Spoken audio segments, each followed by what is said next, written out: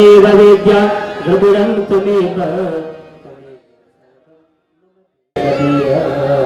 त्वमेव सर्वं मम गणाधिपतये नमः लक्ष्मीः नारायणं नमः करुणापुरुषोत्तमाय नमः बलिए सतीपति शिव गणेश भगवान को लक्ष्मी नारायण भगवान को नाथेश्वर भगवान को शिव रामचंद्र भगवान को राधा सर्वेश्वर भगवान को अष्टदश महापुराण को श्रीमद्भागवत महापुराण को सप्ताह को संत बाल गोपाल हरे को आय सप्त परिवार को आज के आनंद को समस्त गुरु महाराज को समस्त गुरु महाराज को प्रेम से बोलो जय जय श्री राधे श्याम हर हर महादेव शंभो राम सीताराम भज प्यारे को सीताराम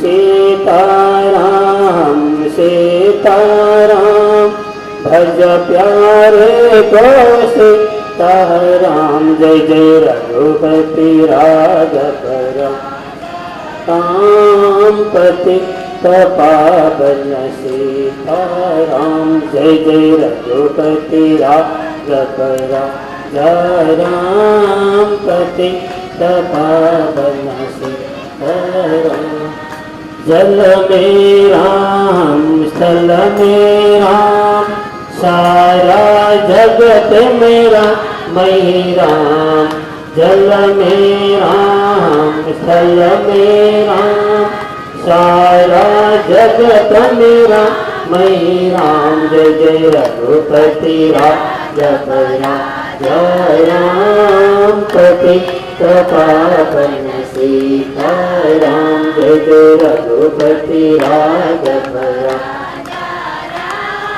पतित पावन सीताराम ईश्वर अल्लाह तेरो नाम सबको सन्मति दे भगवान ईश्वर अल्लाह तेरो नाम सबको सन्मति दे भगवान जय जय रघुपति राघव जय राम पति पावन सीताराम जय जय रघुपति राघव जय राम पति पावन सीताराम सीता ये पानी में डुबेर मरेको हो हाँ एउटा प्रश्न त्यो मैले छोडेको थिएँ पानीमा चाहिँ सिराले प्रमाण के छ पानीमा डुबोलै भने चाहिँ यदि सरतल नडसेको थियो भने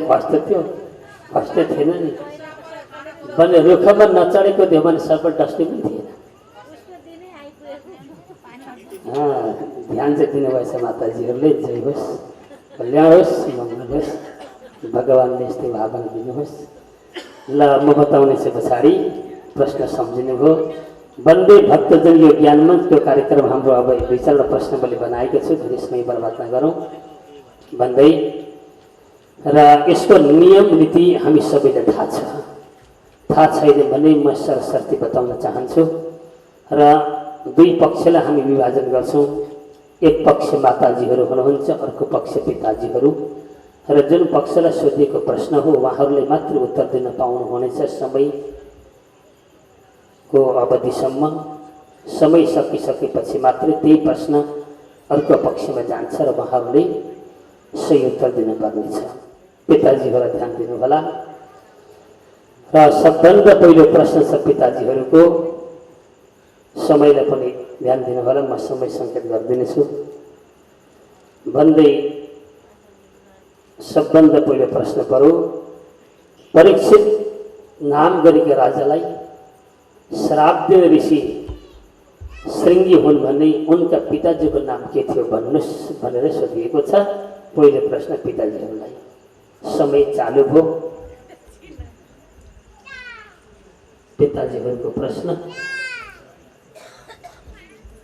राधे राधे भृंगी ऋषि भृंगी भन्नु हो हजुर उठ्नुभएकोमा धेरै धेरै धन्यवाद जय होस् अलिकति मिल्न सकेन।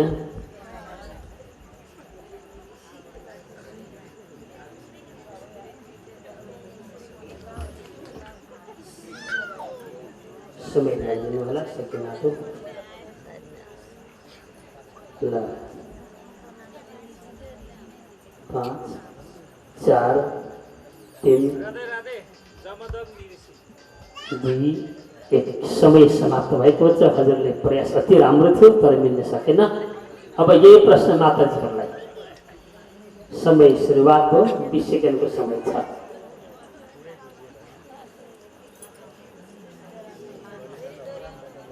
परीक्षितलाई श्राप दिने श्रृंगी ऋषिका पिताजीको नाम।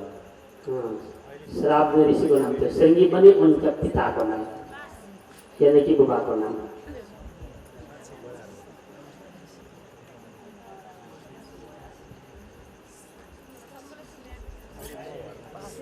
समय समाप्त भयो माताजीहरूको पनि।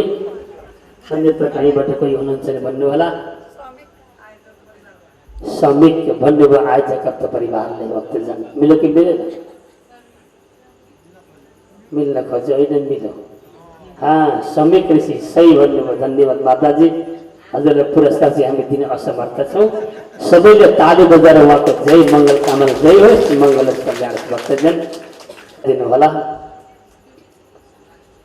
र उनै परीक्षित नाम गरिएका राजाकी श्रीमतीको नाम के थियो? इलावती। माताजी उठेर भन्नुहोस् एकपल्ट फेरि। इलावती। माताजी झन्डै झन्डै मिल्न खोजेको थियो हो। अलिकति थोरै कता कता रडिखिएको हो।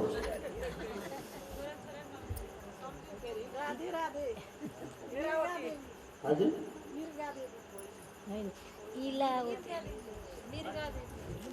माताजी प्रयास अति राम्रो छ तर मिल्न सकेन।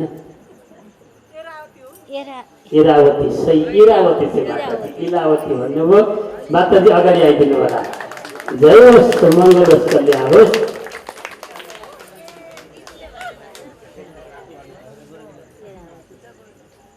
माताजी अगाडि आइदिनु नाम टिपाइदिनु होला। हामी अन्त्यमा के गर्छौँ भने भक्तजन पहिलो दोस्रो तेस्रो चौथो हुनाले विशेष पुरस्कारद्वारा पनि हामी हेमन्त सेटौला अगाडि आइदिनु होला। पुरस्कार हामी दिन्छौँ। जय होस् माताजी कल्याण होस् मङ्गल होस्। सदा सर्वदा भगवान्ले यस्ता कार्यमा अघि बढ्ने प्रेरणा दिनुहोस्। जय होस् मङ्गल होस्। ल सोध्ने पालो छ उसको पिताजीहरूको ध्यान दिनु होला।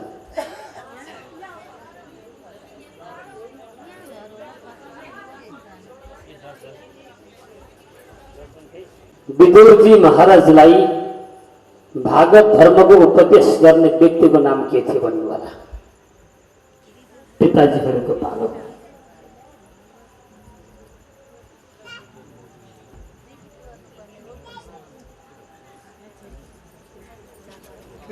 विदुरजी महाराजलाई भागवतको धर्मको उपदेश गर्ने व्यक्ति को थिए जो बुद्धबाट उनले नाम सुनेर गएका थिए?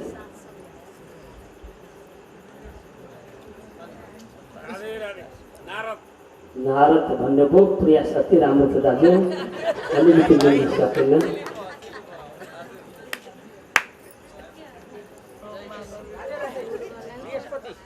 बृहस्पति प्रयास अति राम्रो हजुरको पनि। समय लगभग समाप्त भएको छ पिताजीहरूको। यही प्रश्न जान्छ माताजीहरूलाई। विदुरजी महाराजलाई भागवत धर्मको उपदेश गर्नेवाला व्यक्ति को थिए जो हरिद्वारमा भेट भएको थियो? अघि दिउँसो आएको कथा थियो। शान्तिप भन्नु माताजी। प्रयास चाहिँ राम्रै हो तर अलिकति मिल्न सकेन।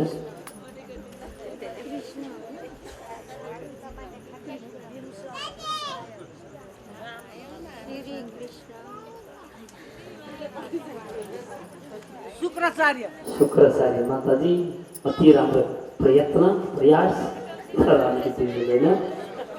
समय सकियो माताजीहरूको। पुरस्कार चाहिँ पाइँदैन है। शान्तिपनी गुरु अलिकति मिल्न सकेन। यसको सही उत्तर भक्तजन मैत्रेय मुनि। मैत्रेय मुनिसँग गएका थिए। भगवान कृष्णका मुखारविन्दबाट मैत्री मुनिले सुन्नु भएको थियो। भागवत उपदेश विद्युत जानुभएको थियो उही भगवान्का धामतिर, तर बाटामा उद्धवसँग भेट भयो। विदुर महाराज भगवान् त स्वधाम गइसक्नुभयो कि पितालाई छोडिदिउँ त एउटा माता के हो रिसाउनुहुन्छ होला। ल माताजीहरूको पालो हिरणाक्ष र हिरण्यकश्यपको नाम गरेका दुईवटा दैत्य पूर्व जन्ममा के नाम गरेका को थिए? जय विजय माताजी, धन्यवाद अगाडि आइदिनु भयो। जय हो।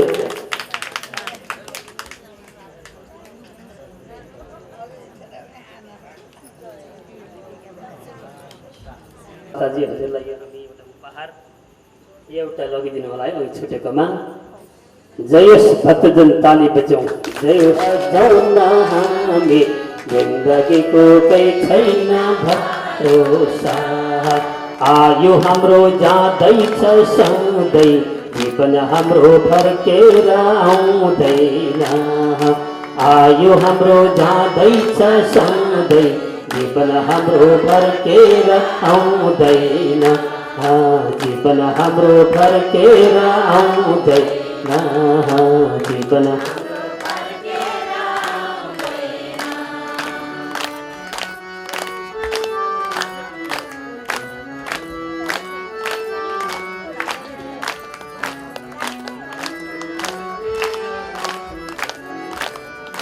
वृंदावनमा रासलीला गोकुलमा गाही, वृंदावनमा रासलीला गोकुलमा गाही, जीवन हाम्रो सफल भयो कृष्ण दर्शन पाए।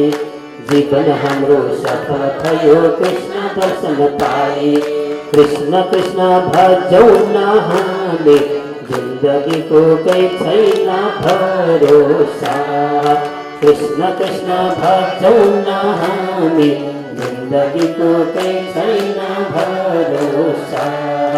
आयु हाम्रो जाँदैछ सधैँ, जीवन हाम्रो फर्केर आउँदैन। आयु हाम्रो जाँदैछ सधैँ, जीवन हाम्रो फर्केर आउँदैन।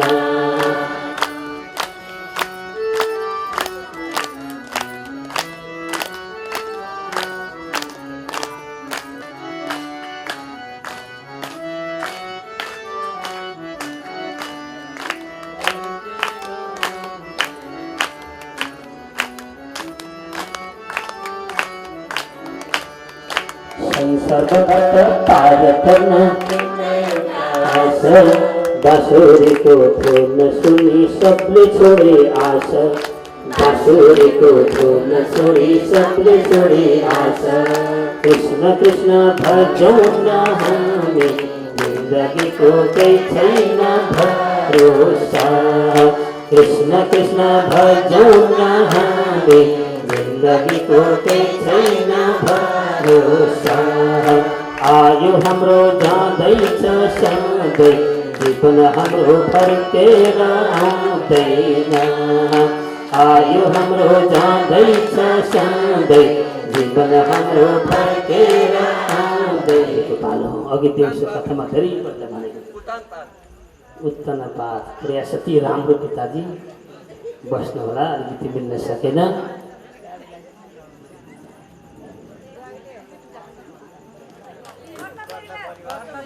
कत्त परिवार भने उहाँले पाउनुहुन्न, अहिले कत्त परिवार मित्र हुन्। जय होस्। भोलिबाट हजुरलाई चप्पल चाहिँ पाउँछौँ है हामी। आज चप्पल गोरुको स्वरूपमा माताजी उठ्नुभयो, अति राम्रो प्रयास तर मिल्न सकेन। हजुर जानै आँटेको थियो।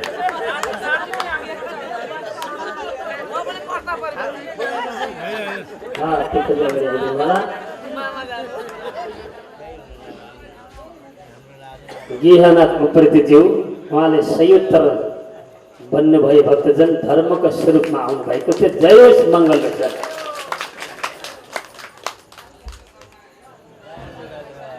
दयानन्द अग्रवाल, जय होस् भक्तजन, उहाँलाई तालीले स्वागत गरौँ। दयानन्द अग्रवाल उहाँले सही उत्तर दिनुभयो।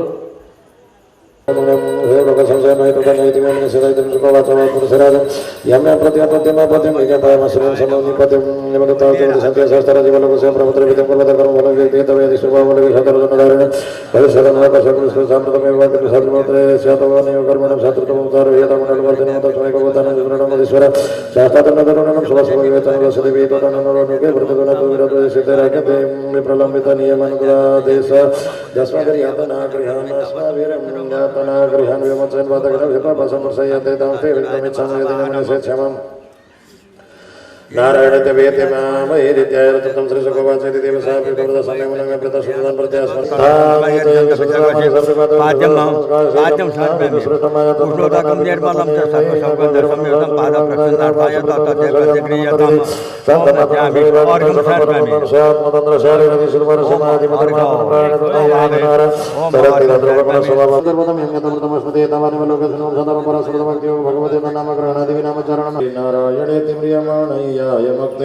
प्रायेण वेद तदिदं नमः जनयं दिव्यापिनोतमतिर्गतमाययालं त्रयाचोडिकृतमतिर्मधुपुष्पितायां वैतानिके माति कर्मणि युज्यमरदासदस्रं निष्कृतने परमं सकलरसगिर्जुष्टात्रे निरवन्दनिमदम भने आज तपाईँ पनि माथि बाढ उठाउँदै जानुभयो यज्ञ जब 50 बाट माथि लागेपछि इन्द्रले माथिबाट देखे आज मर्त्यलोकको राजा भएर 100वटा अश्वमेधयज्ञ गर्न खोज्दैछ 100वटा अश्वमेधयज्ञ गर्ने अधिकार केवल म इन्द्रलाई मात्र छ प्रजालाई त्यो अधिकार दिएको छैन भगवानले यसैले गर्दा मेरो नाम रहेको सतकर्तु इन्द्रको नाम हो भक्तजन सतकर्तु सत भनेको 100वटा कर्तु भनेको यज्ञ गर्ने भएको हुनाले उसको नाम रह्यो सतकर्तु यसले गर्दा मेरो मात्र अधिकार थियो तर आज मलाई पनि जित्न आँटे यस्तो छ पृथ्वी नामको राजाले यदि उसले 100वटा यज्ञ पुर्यायो भने के हुन्छ भन्दा मलाई यस पदबाट खसाल्छु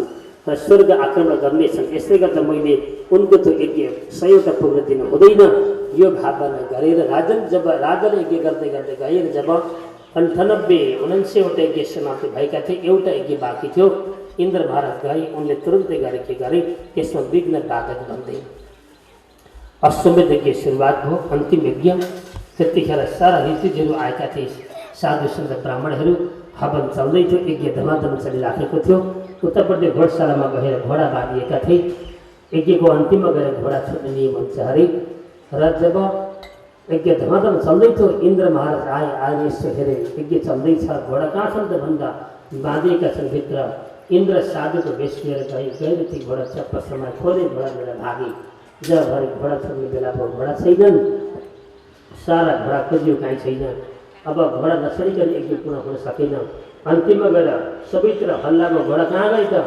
त्यतिखेर अत्रि नाम गरिसके हेर्नु राजन पक्नुहोस् है तपाईँको घोडा कहाँ छन् म देख्छु म हेर्छु भन्नुभयो नभन्दै उहाँको अन्तर्दृष्टि आत्माले दिव्य दृष्टिद्वारा हेरेको नभन्दै अर्थिरदी मार्गका बाहिरको मार्ग हुँदै कोही साधु घोडा लिएर जाँदैछु देखाइदिनु हो नभन्दै राजा पृथ्वी देख्नुमा घोडा मार्गमा जाँदैछन् सन्त घोडा लिएर जाँदैछन् आफ्ना छोरालाई पठाउनु जाउँ भएको घोडा तुरन्त लिएर आऊ मृतस्थ गए यसो हेरे एउटा सन्यासी घोडा धपाउँदैछ जाँदैछ यसो हेरेको सन्यासी साधु छ त्यसलाई कसै लगायो भने आफै जहिले घोडा ल्याएको होइन यसलाई के दण्ड दिनु कि यात्रा दिनु उनले छोड्दै सन्ତରେ घोडा लिएर आयो बाँधेर फेरि यति सुरु भयो इन्द्र अर्को बाटोबाट आउँछन् राजन अर्को रूप लिन्छन् घोडा लिएर भाग्छन् फेरि घोडा समाएर ल्याउँछन् अर्कोबाट फेरि कहाँबाट घोडा छोड्छन् यस्ता प्रकारले बार दुःख विषय कष्ट गरेर राजा पृथ्वीलाई बडा उल्टो थियो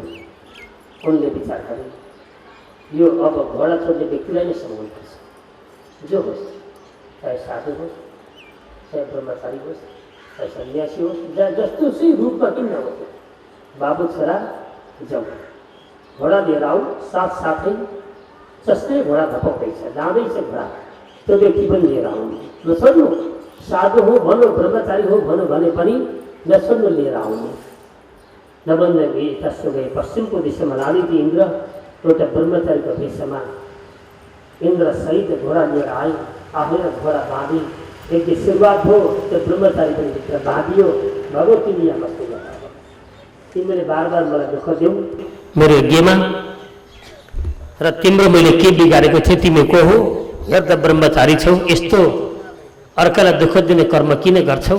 म यज्ञ सक्छु, त्यसपछि म तिमीलाई प्रश्न गर्नेछु र तिम्रो परिचय म लिनेछु भनेर यज्ञ चलाउन थाल्नुमा राजा पृथुले उनलाई भित्र बाँधियो, घोडा पनि बाँधियो। त्यति नै खेर ब्रह्माजी आइपुग्नु माथिबाट आएर राजालाई सम्बोधन गर्दै भन्नुभयो, हे पृथ्वी महाराज, एकछिन यज्ञ रोक्नुहोस्। ब्रह्माजीको आवाज सुनेर ब्रह्माजीलाई देखेर पृथ्वीले यज्ञ रोकिदिनु भयो। आएर बैठक कोठामा बैठक बसेर भगवान् ब्रह्माजीले भन्नुभयो, राजन तिमीले नगर्ने कर्म गर्दैछौ भन्दा प्रभु मैले त्यस्तो के गरेँ? यहाँभित्र एउटा व्यक्ति मैले बाँधेका छु, सन्यासी। बाँधेको छ। के बिगारो तिम्रो घोडा चोरो बार। अनि को हो त्यो चिन्यौ त? चिनेको छैन, म यज्ञ सक्छु अनि चिन्छु। पहिले उसको परिचय ल्याऊ तिमी, यज्ञ छोड अहिले। उनलाई बाहिर निकाल्यो। ब्रह्माजीले भन्नुभयो, हे सन्यासी, आफ्नो सही रूपमा आइदिनुहोस् तपाईँ। इन्द्र थिए, इन्द्र भएर देखा परे। पृथ्वी महाराज छक्क परे, हे देवराज इन्द्र, तपाईँको यस्तो काम किन यसो गर्नुभयो? मैले के गरेँ तपाईँप्रति? नराम्रो कर्म त मैले गर्न खोजेको होइन, यज्ञ गरेको हो भन्दा ब्रह्माजीले बिचमा गएर बोल्नुभयो, पृथ्वी महाराज चुप लाग, हो इन्द्र हुन् र यिनले यो गर्नु उचित हो। र किनकि तिमीमा अधिकार छैन कि यो यज्ञ गर्ने, तिमीलाई 79वटासम्म गर्ने अधिकार दिएको छ शास्त्रले। मर्तलोकमा बसेपछि त्यसले 100वटा अश्वमेध यज्ञ गर्ने अधिकार छैन। र तिमीले हट गर्यौ, हटी बन्यौ, आफ्नो पुरुषार्थ बललाई देखाएर अहङ्कार बढाउँदै तिमीले 100वटा यज्ञ गर्न खोज्यौ। हो यसमा विघ्न बाधक बने इन्द्र आए, यिनले सही गरे, तिमीलाई अधिकार थिएन। र जे भयो सक्यो, अब सबै कुरो त्याग, यज्ञ यहीँ तिमी छोड्दो बित्तिकै तिम्रो यज्ञ पूर्णाहुति हुँदैन अब यसमा। र इन्द्रलाई पनि छुटकारा गर, माफ गर, त्यहाँबाट विदा गर भन्दै भगवान् ब्रह्माजीले राजन पृथ्वीरामका राजाको यज्ञ रोकिदिनु भयो। पृथ्वीले हात जोड्दै भन्यो, प्रभु म कलङ्कित त बन्दिनँ, मैले सङ्कल्प गरेको छ नारदजीका समक्ष, तपाईँका छोराका समक्ष 100वटा अश्वमेध परिपूर्ण गर्छु भनेर। मन्द राजन तिमीलाई कलङ्क लाग्दैन, किनकि अधिकारभन्दा बाहिरको कुरो गर्छ र अपूर्ण छोड्छ भने उसलाई कलङ्क लाग्दैन। तर अधिकार छ, गर्न सक्ने पनि हो, चाहँदाखेरि सबै कुरो छ, त्यति हुँदा हुँदै सङ्कल्प गरेर त्यो कर्म अधुरो छोड्छ भने हो त व्यक्ति कलङ्कित बन्छ। तर अधिकारभन्दा बाहिरको सङ्कल्प गर अन्जानमा, सङ्कल्प गर्नु हुँदैन थियो, उसले थाहा भएन सङ्कल्प गरिहाल्यो, तर भरे बुझ्दै जाँदाखेरि त्यो कर्म उसको अधिकारभित्र पर्दो रहेनछ भने त्यो कर्मलाई अधुरो छोड्दा राजन दोष लाग्दैन, कलङ्क लाग्दैन, झुटो आरोप तिमीले खेप्नु पर्दैन, शास्त्रमा तिम्रो नराम्रो गरी नाम लेखिँदैन, तिम्रो इतिहासमा नाम छापिनेछ राम्रै गरी। ब्रह्मजीले सम्झाएर पठाइदिनु भयो। इन्द्र महाराज गए, यज्ञ 79वटामा छोडियो राजन। पृथ्वी महाराजलाई वैराग्य आयो, उनले तुरुन्तै राजपाट परित्याग गरे, आफ्नो पुत्र विजिताश्वलाई राज्य सुम्पिदिए, जङ्गलतिर गए। उतैतिर गएर उनले के गरे, भगवानको आराधना गर्दै कैयौँ वर्ष बिताएर शरीर सुखाइदिनु भयो। शरीर त्यागेर अन्तिममा भित्रको भावलाई जगाउँदै अनि भगवानमा गएर ती पृथ्वी नामका राज्य पनि राजन मिल्दछन्। र यतापट्टि विजिताश्व नामका त्यो व्यक्ति भए र उनले पनि राज्य गरे धेरै वर्ष पर्यन्त। र त्यही वंशमा गएर उनका छोरा भई प्राचीनबरी नाम गरेको, त्यही वंशमा धेरै वर्ष पछाडि प्राचीनबरी उनले पनि आफ्नो पिताको राज्य सम्हाल्दै गए। उनको नाम प्राचीनबरी किन रह्यो अरे भन्दाखेरि उनले कुश बिछ्याएर यज्ञ गरेका थिए पृथ्वी तलभरि। उनले कुश नओछ्याएको ठाउँ कहीँ पनि थिएन, अथवा यज्ञ नगरेको ठाउँ कहीँ बाँकी थिएन। सारा पृथ्वी तलमा उनले यज्ञ मात्रै गरेका थिए। परन्तु यज्ञता गरे, भक्तजन कस्तो गरे, पशु बलि गरे, यज्ञ गरे उनले। हर यज्ञमा पशु काट्ने, बलि गर्ने, गर्दै गर्दै कोही वर्ष यज्ञ गरे। अनि वृद्ध त हुँदै गएछन्। उनका 10 भाइ छोरा जन्मे, जसलाई 10 प्रचेता भनिन्छ। 10 भाइको छोराको शरीर अलग थियो, मुटु आत्मा एउटै थियो। त्यो छोराको कसो गर्थे भन्दा एउटा छोरो यसो सुत्न गयो भने 9 भाइ गरेर सुतिहाल्थे, एउटालाई भोक लाग्यो भने 10 भाइ नै खाउँ भन्थे। अथवा मुटु आत्मा एउटै भएको हुनाले शरीर अलग थियो। एउटा निन्द्रा लाग्दा सबै निन्द्रा लाग्थ्यो, एउटालाई प्यास लाग्यो भने 9 भाइ प्यासी हुन्थे, तिर्खाउँथे। ती 10 प्रचेता थिए। जन्मेर हुर्के बढेपछि प्रचेताले के गर्नुभयो, जङ्गल जा तपस्या गर भनिदिनु भयो। तपस्यातिर गएका थिए, फर्केर आउन ढिलो गरे। यता राजा प्राचीनबरीलाई बडा भइरहेका चढे, हे प्रभु बुढो हुँदै गएँ, मैले पनि जङ्गल जानुपर्छ, परन्तु छोरा फर्केर आएन। एक अर्को कुरो, मैले यत्रो वर्ष यज्ञ गरेँ, तर यज्ञले मलाई किन सन्तुष्टि दिन सकेन त? यज्ञ गरेपछि सन्तुष्टि मिल्नुपर्ने हो नि, आनन्द हुनुपर्ने हो नि कर्म गरिसके पश्चात। तर मलाई आनन्द छैन किन? प्रश्न गरे आफूले आफूलाई। हो त्यतिखेर गएर उनको मनको खुल्दुली असन्तुष्टिलाई बुझाउनको लागि, त्यसको वास्तविक स्वरूप देखाउनको लागि भगवान नारदजी के गर्नुभयो? टुप्लो कथी आइपुग्नुभयो। नारदजीले आएर के गर्नुभयो? राजा प्राचीन बरिले भन्नुभयो, राजन तिम्रो खबर के छ? कुशल मङ्गल सम्झा सुनाऊ। मन त प्रभु सबै कुरो ठिक छ भन्यो मुखले, तर आत्मभित्र तिमीलाई के न के खोज्दो रहेछ, तिम्रो अनुहारले बताइसक्यो अघि नै। भन त। बन्द हो त्यतिखेर गएर प्राचीन बरिले भन्यो, प्रभु त्यस्तो मलाई केही पनि छैन। बन्द छ मनमा केही न केही तिमीलाई चिन्ता परे जस्तो साझ। अघि नारदले थाहा पाउनु भयो। हो त्यतिखेर गएर प्राचीन बरिले भन्नुभयो, हो प्रभु मैले वास्तवमा सही कुरा बताउँछु। मैले राज्य गरेँ, मेरा पिताको राज्य सम्हालेँ र सम्हाल्ने क्रममा मैले यज्ञ कति गरेँ मलाई पनि थाहा छैन, गणना छैन। अथवा यज्ञ नगरेको मैले कुनै पनि पृथ्वी बाँकी छैन। नगरमा गाउँमा गएर ठाउँमा गएर विभिन्न मठ मन्दिर आदिमा गएर यज्ञ गरेँ। सारा पृथ्वी नै मैले यज्ञ गरेको ठाउँ हो, यज्ञ बिनाको ठाउँ छैन। यत्रो यज्ञ गरेँ पनि प्रभु, परन्तु आज मलाई के भयो? बन्द त्यो यज्ञले सन्तुष्टि मलाई दिन सकेन किन? मनमा खुल्दुली छ, छटपट्टि छ। के गरौँ, कसो गरौँ, म केही हुन्छु कि? यस्तो मनमा डर त्रास पसेको छ, एकदम मन आत्तिएको छ। के प्रभु मैले गरेँ यज्ञ के सही छैन? के मैले गलत यज्ञ गरेँ? हो त्यतिखेर भगवान नारदजीले हाँस्दै भन्नु, बाबु यज्ञ त गरेँ, यज्ञ गर्नु राम्रो हो, यज्ञले तिमीलाई सन्तुष्टि दिनुपर्ने हो, तर दिन सकेन किन?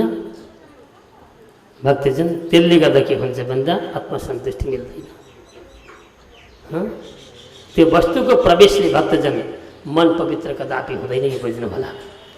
प्राचीन बरी नामका राजालाई नारदले त्यो कुरा बताइदिनु भयो, राजन तिमीले के गर्यौ? तर यज्ञमा के गर्यो भन्दा ठुला ठुला पशुको वध गर्यौ अनि त्यसलाई प्रसाद सम्झेर तिमीले भक्षण गर्यौ। त्यसको मांस प्रसाद सम्झ्यौ, अमुक देवताको प्रसाद, अमुक देवीको प्रसाद भन्दा राजन भक्षण गर्यौ, जसले गर्दा तिम्रो आत्मा के छ? आज असन्तुलित छ। राजन तिमीले डर लाग्छ होला, एउटा कुरा याद गर। न जानामि महाभाग परम कर्म पविद्धि ब्रूहि मे विमलम ज्ञानम एवमुच्चेय कर्मभिः। हो प्रभु, वास्तवमा म कर्मतिर फसेछु। मैले जानिनँ कर्मको मोहको गति कस्तो हुन्छ, मैले जान्न सकिनँ प्रभु। यसो गर्दा कर्मको मोहले मलाई फसाएछ, मलाई रक्षा गर्नुहोस्, म के गरौँ अब? मन्द राजन एउटा म तिमीलाई दीक्षा शिक्षा दिन्छु है, मान्छौ? बन्द भन्नुहोस् प्रभु। डर त लाग्दैन नि? लाग्दैन। एकपल्ट हेर, तिमीले यज्ञमा वध गरेका पशु कहाँ छन् तिमीलाई थाहा छ? प्रवृत्ति त मरिसके, डढिसके, वध गर्दै खाँदै सकिदिए त। राजन सकिँदैन, सकेका छैनन्। ती पशु जस्ताका तस्तै बसेका छन्। कहाँ छन्? हेर्न चाहन्छौ? एकपल्ट हेर्छु म। डर लाग्ला नि? लाग्दैन। ब्रह्माजीले नारदजीले भक्तजन प्राचीन बरी नामका राजालाई दिव्य दृष्टि दिनुभयो। दिव्य दृष्टि भनेको भरेको कुरो देखिने, भोलि के हुन्छ, पर्सि के हुन्छ, अथवा म मरेपछि के हुन्छ त सबै देखिने दिव्य दृष्टि एकछिन दिनुभयो। राजन एउटा दृष्टिमा ज्योति दिन्छ तिमीले, त्यो ज्योति हेर है त भनेर माथि अन्तरिक्षतिर ज्योति लगाइदिनु भयो, लाइटको फक जस्तो उनको आँखाबाट मिलाएर। अनि यसो हेर्नुभयो राजाले। के हेरे, के देखे? भोगो प्रजापति राजन पशुन पश्यत् यद्धरेः संज्ञपेतं जीवसंगः निगृहेण सहस्रशः। राजन तिमीले मार्गा ती हजारौँ पशु हेर माथि के गर्दैछन्? नभन्ने भक्तजन राजा प्राचीन बरले त्यो दिव्य दृष्टिद्वारा हेरेका त माथि ती पशु त यसरी दारा फैलाएर बसेका रहेछन्। यति लामा लामा नङ यसो गर्दै गर्दै बसेका छन्। राजन पख, तिम्रो आउने बाटो यही हो, अर्को बाटो छैन, यही बाटो आउँछौ। जसरी तिमीले हामीहरूलाई निवृत्तपूर्वकले हत्या गरेका थियौ, हाम्रो मांस खाएका थियौ, प्रसाद मानेर यज्ञमा बलि दिएका थियौ, बलि चढाएका थियौ, यसको बदला तिमीले हामी यहाँ आएपछि लिनेछौँ। राजन कति छ गर्न एकपल्ट, तिम्रा टुक्रा टुक्रा तिमीलाई हामी पार्छौँ, त्यसै गरी तिम्रा शरीर क्षेत्र क्षेत्र बनाएर तिमीलाई यति दण्ड दिन्छौँ, यति दण्ड दिन्छौँ राजन, त्यसको कुनै गणना छैन। अत्यन्त किसिमको यस्तो डर लाग्दा हिंस्र प्राणी भक्त माथिबाट यसरी दारा फिजाएर डरलाग्दो तिखा तिखा नङ्ग्रा लिएर तयार भएर बसेका छन्।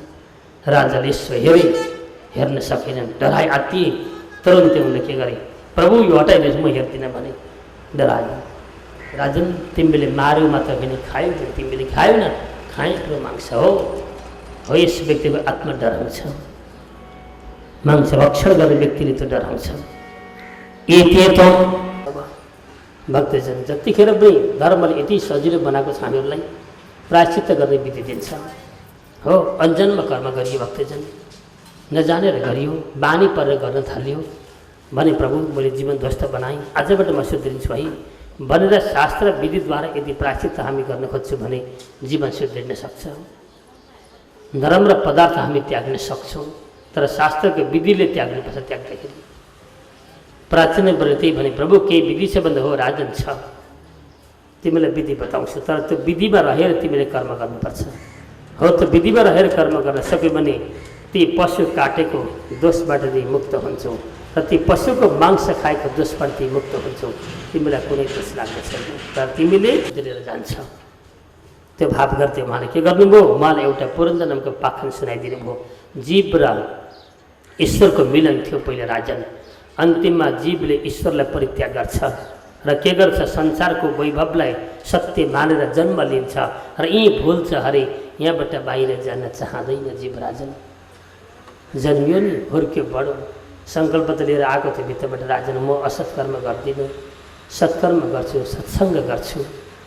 परन्तु जन्मेर संसार विषयमा फसेपछि हो के को शक्ति त यो पर्छ त, विषयको भोग भोग्नु, मोज मस्ती गर्नु, सम्पत्ति प्रशस्त कमाउनु, लुटेर भए पनि, अर्कालाई दुःख दिएर भए पनि आफू ठुलो बन्नु, योभन्दा सत्य के रहेछ? हो यतापट्टि राजन जीव भुल्दछ। गरो जिन्दगी पर्यन्त त्यसरी दुःखले जीवन बितायो र देहान्त कालमा मर्ने बेलामा उसले के सम्झिन्छ अरे भन्दा राजन, अनि त्यही सुख सहज सम्झिँदै मर्दछ उसले।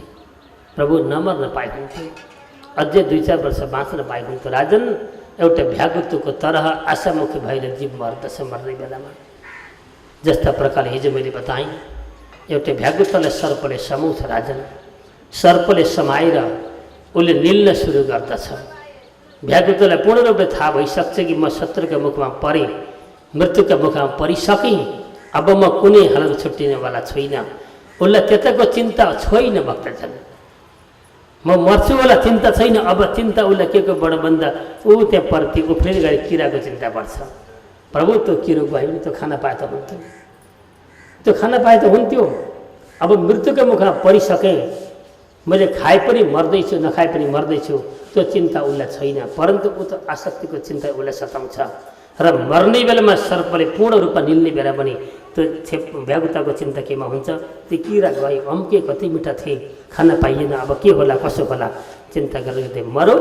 बढी त्यो भ्यागुता फेरि के हुन्छ, त्यहाँ जन्मिन्छ। यो त्यहीमती सागती हो। यसरी राजन जीवको कहिले प्रायश्चित्त हुँदैन हो। यसले गर्दा बार बार जीव के हुन्छ, जन्मिने मर्ने प्रक्रियाबाट मुक्त हुँदैन र ईश्वरको वास्तवमा त स्वरूपले त्यसले बुझ्दैन र अन्तिममा संसारमा त्यसको जीवन चक्र घुमिरहन्छ। राजन हो यो वस्तुलाई त्याग, आत्मज्ञानी होस्। आत्माले आफूलाई अहित देखेर नराम्रा कर्मदेखि हट, तिमी सत्कर्मको खोजी गर, सद्वस्तुको चिन्तनमा लाग। कसरी हुन्छ राजन? र हो यसरी मात्रै वास्तवमा ईश्वरीय अंशलाई त्यसले भेट्न सक्छ राजन भनेर एउटा प्राचीन र बरी नामका राजालाई पुरन्दर नामको पाख्यान यस्तै ईश्वर जीवको मिलनको बारेमा राजन यसरी सुनाइदिनु भयो। सुनाएपछि राजा प्राचीन बरले वैराग्य आयो। वैराग्य आएपछि उहाँले चटक्क संसार छोडिदिनु भयो। आफ्नो शरण आए पनि उहाँ के गर्नुहुन्छ भन्दा संसारबाट परमात्मालाई प्राप्ति गर्नको लागि राजपाट त्यागेर गेहरू वस्त्र लगाउँदै राजपोषक उतार दिएर राज्यको व्यवहार सबै छोडिदिएर जङ्गलमा जानुहुन्छ र जङ्गलमा गएर उहाँले के गर्नुभयो, भन्दा परमात्माको ध्येयमा लाग्नुभयो। अब परमात्माको चिन्तन नगरी मेरो जीवन सुरक्षित छैन है, र यो मनलाई मैले कसरी हुन्छ अवश्य पनि मैले सुधार्नुपर्छ। यो भावना कसमा आयो भन्दा राजा प्राचीनबरीमा आयो, र उनले वास्तवमा पापी त मान्छे के रहेछ भन्दा मन नै हो बिगार्ने भनेर, हे मन अब यतापट्टिको ध्यान नदिए भनेर सर्क फर्केर जाने भक्तजन। र सबभन्दा बिगार्ने हामीलाई के भन्दा मन हो। मनलाई कन्ट्रोल गर्न सकेमा अवश्य हाम्रो जीवन परम पवित्र बन्न सक्छ। बलियान्द कन्द भगवानको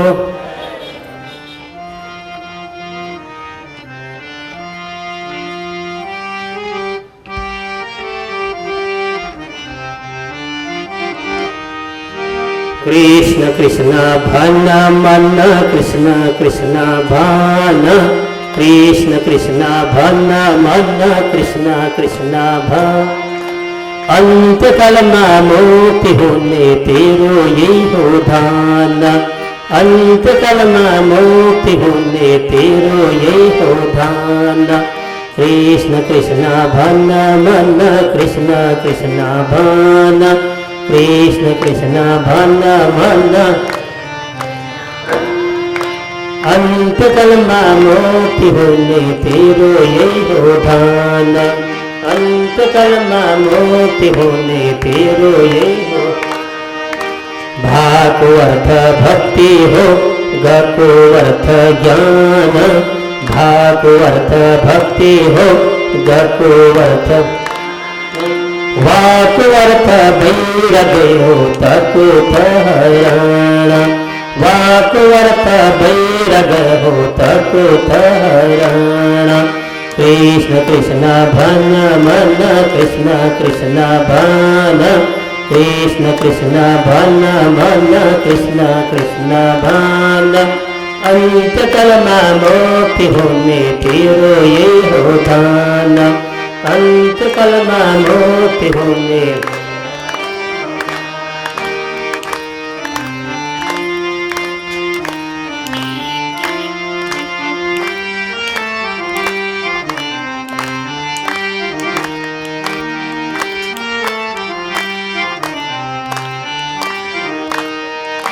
सेवा गर्नु शरण पर्नु जीवनको सार, सेवा गर्नु शरण पर्नु जीवनको सार। प्रभुजीलाई साथमा राखे जीवन सफल पार, प्रभुजीलाई साथमा राखे जीवन सफल। कृष्ण कृष्ण भन मन कृष्ण कृष्ण भन, कृष्ण कृष्ण भन मन कृष्ण कृष्ण भन। अंतकालमा मुक्ति होने तेरो यही हो ध्यान, अंतकालमा मुक्ति होने तेरो यही हो।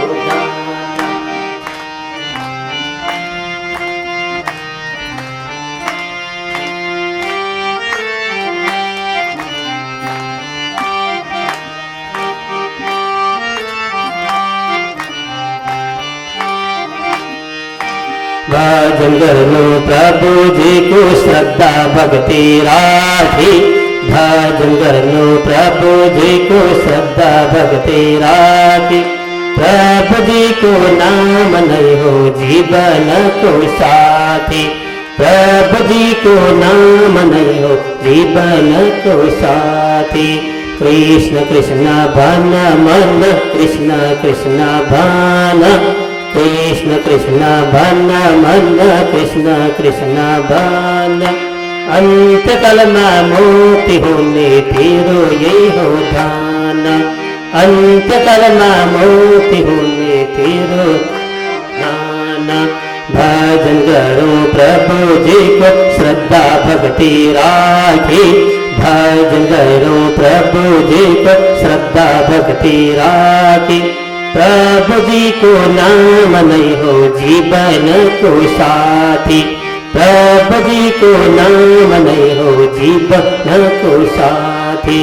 कृष्ण कृष्ण भन मन कृष्ण कृष्ण भन, कृष्ण कृष्ण भन मन कृष्ण कृष्ण भन।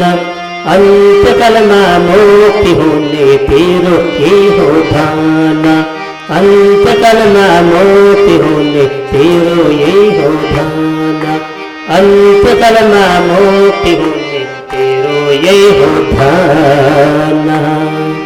बोले आंधकंद भगवान को, भक्त वत्सल भगवान को। समाधि सज्जन यसरी उन मन श्याम राधे श्याम श्याम श्याम राधे राधे श्याम राधे श्याम श्याम श्याम राधे। जय हो। आरती सबके साथ। ओम जय जगदीश हर बरसाओ प्रेम सुधा बरसाओ शरण करो हमें। ओम जय जगदीश हरे आसुर निवारक तारक सुखदाता प्रभु तारक सुखदाता गुण पति में हो गुण पति में हो हरे हर हो धाता। ओम जय जगदीश युग युग पालन रक्षो अगणित रूप धरे प्रभु अगणित रूप धरे लीला मैया रसवे लीला मैया रसवे करुणा मूर्ति हरि।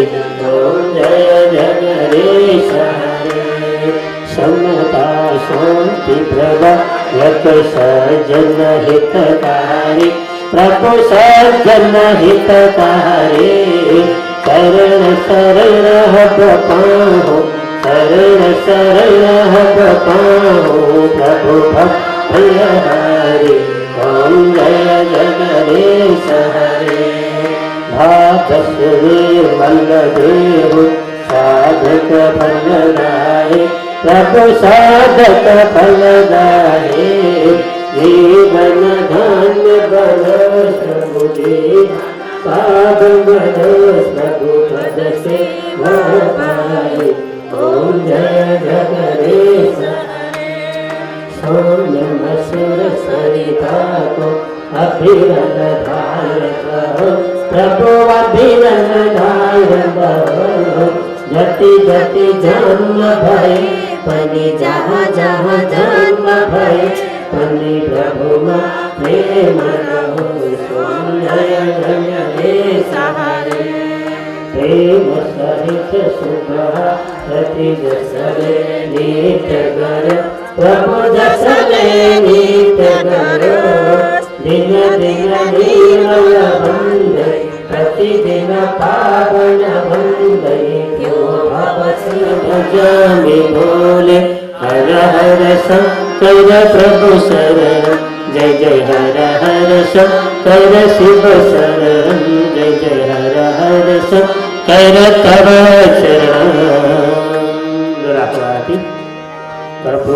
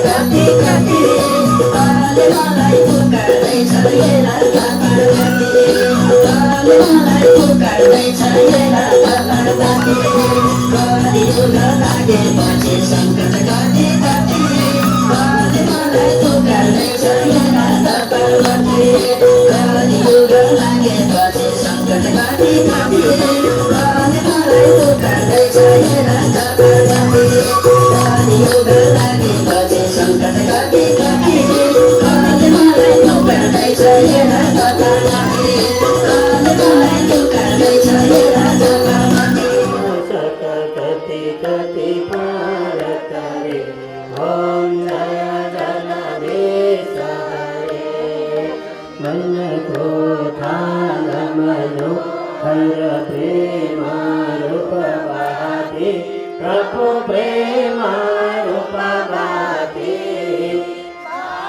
कपूर मंगल भावक पूर मंगल आरती सब भाती ओम जय जगदीश हरे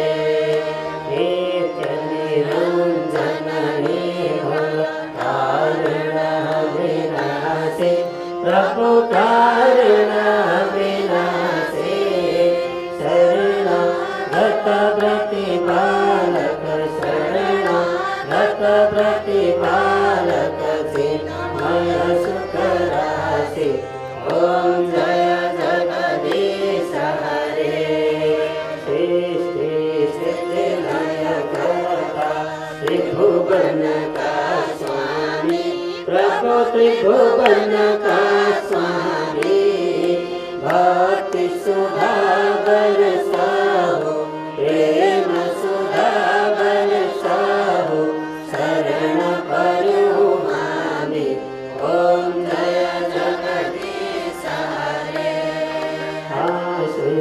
शिरवावनिवा रत तारक सुखदाता प्रभु तारक सुखदाता गुणानुरूपति देहो गुणानुरूपति देहो हरिहर हो दाता ओम जय विग्रह करुण मूर्ति हरि ओम जय जगदीश समता शांति प्रदायक सज्जन हितकारी प्रभु सज्जन हितकारी चरण शरण बपाहो चरण शरण बपाहो प्रभु भव भयहारी ओम जय जय प्रभु साधक फलदारी जीवन धन्य बनो प्रभु जीवन पावन बनो प्रभु पद सेवा पारी ओम जय जगदीश हरे सौम्यम सुर सरिता को अविरल धार प्रभु जसने नित्य गयो दिन दिन निर्मल बंदे प्रतिदिन पावन बंदे जो भव सिंधु तयो ओम जय जगदीश हरे पाप हरो हर कष्ट हरो हर दुख दारिद्र्य सब हरो नमामि शंकर भजनि बोले नमामि शंकर भजनि बोले हर हर शंकर प्रभु शरणं जय जय हर हर शंकर जय जय हर हर शंकर तव संसार सारं गुरुगुणहारं शराब संत गणेश माताजी गणेश महाराज गणेश तेमाची लक्ष्मीनारायण आणि भागवत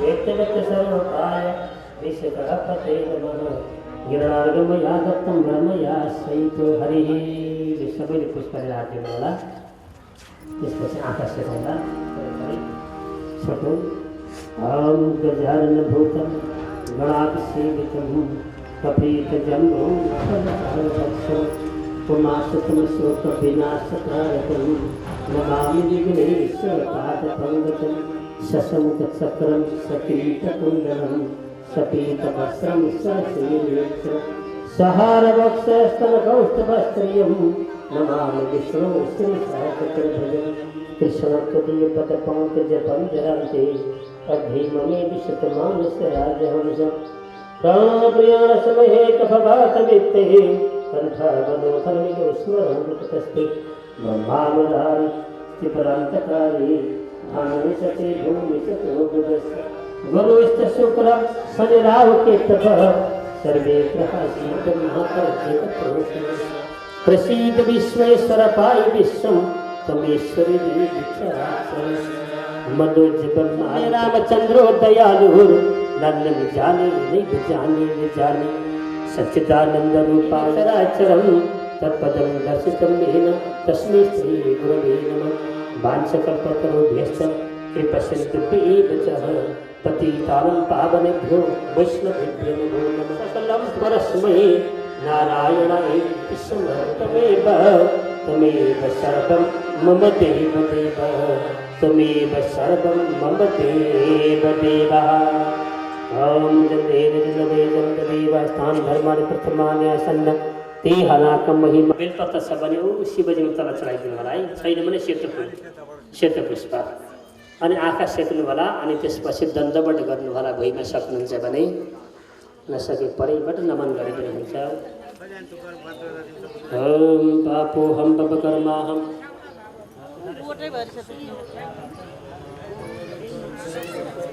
सर्वे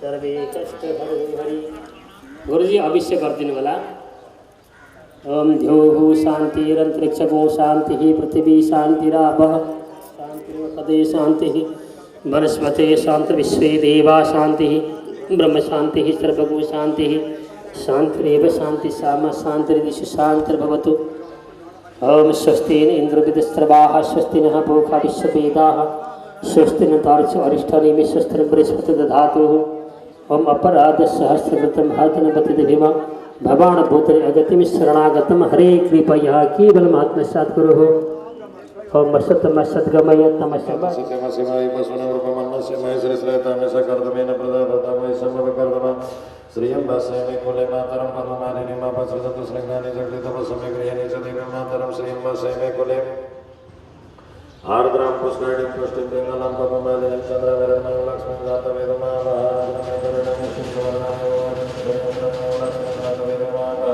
शेषानुजधन्येनातिरोतीतावानसमयमातुर्जायं सपूर्वकापादस्य विश्वाभूतानि त्रिपादस्यामृतं वित्रिपादोर्भावदितपूर्वकापादस्यावतुनाथत्वविगुणमित्रांसादिनं सर्वौदरित्या सर्वाणि जनिरेतन्नानुशिलनिरेतस्मादिजोतस्मादिजायतस्मादस्व अजायन्ते केशवयात् मुक्त्यर्थं भवसागरे मनोरथो मदीयोऽयं सफलः सर्वथा त्वया निर्विघ्नेनैव कर्तव्यो दासोऽहं तव केशव आफ्नो मनोवाञ्छा पनि सिद्ध होस् अनि समस्त पितृहरूलाई मोक्ष गति मिलोस् भन्ने सम्झिँदै ओम श्री पुराण पुरुषोत्तमाय नमः श्रीफलं समर्पयामि विशेष आउने हो लिसायो यो यता हेर्न नि यता हेर्दैन तिमी चाहिँ कति लिसाएको त अनि आमै हैन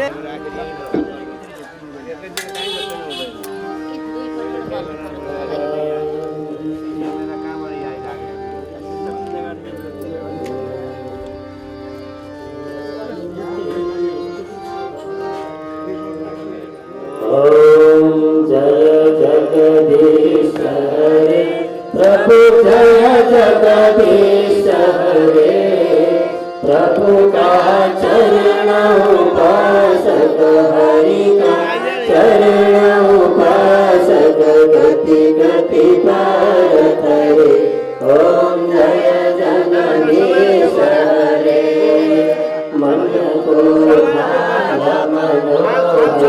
प्रेम रूप गाते प्रभु प्रेम रूप गाते भावक पुरुष मंगल भावक पुरुष मंगल हारति सब गाते ओम जय जगदीश हरे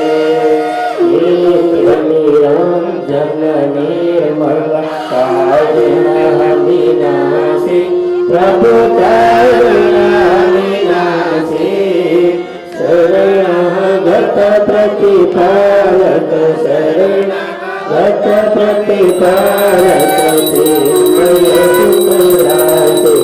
ओम स्थिति लय करता त्रिभुवन का स्वामी प्रभु त्रिभुवन का स्वामी भक्ति सुधा वर्षाहु प्रेम सुधा वर्षाहु शरण करो हामी ओम आसुर भागनी प्रभु कारक सुख गुणहनुपति में गुणहनुपति में हरि हर दाता ओम जय गणेश हरे युग युग पालन गर्छ अगणित रूप धरि प्रभु अगणित रूप धरि देना मैया रस देगा हरेला मैया रस देगा करुणा मूर्ति हरे ओम जय जगदीश शांति प्रदायक सज्जन प्रभु सज्जन हित हरे चरण शरण पाहो चरण शरण पाहो प्रभु भव भय हारे ओम जय गणेश हरे मनोहर देहु साधक फल गाए प्रभु साधक फल गाए ये बन धन्य धनुष प्रभु जी बन धन्य धनुष प्रभु पद से गाए ओम जय गणेश हरे साम्यम सुर सरिता को अबिरल धार प्रभु अबिरल धार जति जति जन्म भये पति जन्म भये पति प्रभु मन प्रेम रहो सोम जय जगदीश हरे प्रेम सहित सुभारती जसल नित्य करो प्रभु जसल नित्य करो दिन दिन निर्मल बंदे प्रतिदिन पावन बंदे यो भव सिंधु करो ओम जय जगदीश हरे पाप हरो हर कष्ट हरो हर दुख दारिद्र्य सब हरणम नमामि शंकर भक्त निभोरे नमामि शंकर भक्त निभोरे हर हर शंकर प्रभु शरणम जय जय हर शंकर शिव शरणम जय जय हर शंकर शरण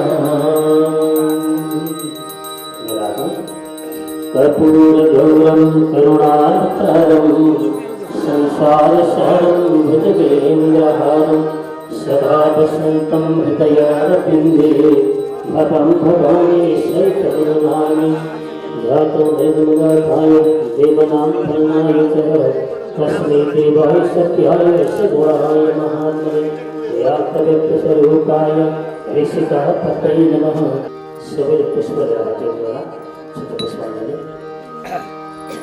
ओम गजाननभूत गणाभिषेकितं कपितजम्बोदरचारुभक्षं कलाशतं शोकविनाशकारकं नमामि विघ्नेश्वरपादपङ्कजं शशङ्खचक्रं शकुन्तकुण्डलं शकुन्तभस्रं सुरसेवितं सहारवक्षतलगौस्तवस्त्रियं नमामि विष्णुश्रीसाक्षात्फलभुजं कृष्णापदीयपदपङ्कजपञ्जरान्ते अग्निमणिशतमाविश्वराजहंस प्राणाम्रियाणसमशिवो विशुद्धो बुधश्च गुरुश्च शुक्रासुरायुतः सर्वै ग्रहाः शान्तिकराः भवन्तु भावेन्द्रहाराय त्रिलोचनाय भस्मङ्गलाय नित्याय शुद्धाय दिगम्बराय तस्मै नकाराय नमः शिवाय देवी प्रपन्नाति हरे प्रसीद प्रसीद प्रसीद विश्वेश्वराय विष्णु तमेश्वरी देवी मनोजगं मारुततुल्य वेगं जितेन्द्रियं बुद्धिमतं वरिष्ठं वाततमजं वानरयोधमुख्यं श्रीरामदूतं शरणं प्रपद्ये माता रामो मत्पिता रामचन्द्र स्वामी रामो दशरथा रामचन्द्र सर्वस्व मे रामचन्द्र दयालो नान्यं जाने नैव जाने न जाने कस्तूरी तिलकं ललाटपटले वक्षस्थले कौस्तुभं नासाग्रे वरमौक्तिकं करतले वेणुकरे कुङ्गणं सर्वाङ्गे हरिचन्दनं सुवृतं कण्ठे च मुक्तामणि प्रपन्नस्य पाश्चापि मोक्षराय मुक्ताय भूरिकरुणाय नमोलयाय स्वं श्रीव सर्वतनमिन मनसि व्यतीत प्रत्यग्रसे भगवते प्रियते नमस्ते गुरु ब्रह्म गुरु विष्णु गुरुदेव महेश्वरः गुरु साक्षात् परं ब्रह्म तस्मै श्री गुरवे नमः भान्सकल्पतरुभ्यश्च कृपसिन्धुभ्येव च पतितानं पावनेभ्यो वैष्णवेभ्यो नमो नमः श्रीमद्हंससमारम्भं निम्बभास्करमध्यमाम् अस्मदाचार्यपर्यन्तं वन्दे गुरुपरम्पराम् कादेवदाचं मनसंयोगः बुद्धतमन्त्रः करोति सकलं परस्मै नारायणाय समर्पयामि सर्वे भवन्तु सुखिनः सर्वे सन्तु निरामयाः सर्वे भद्राणि पश्यन्तु मा कश्चित् दुःखभाग् भवेत् सर्वं त्वमेव माता च पिता त्वमेव त्वमेव बन्धुः च सखा त्वमेव विद्या भगिनं त्वमेव त्वमेव सर्वं मम देवदेवः त्वमेव सर्वं मम देवदेवः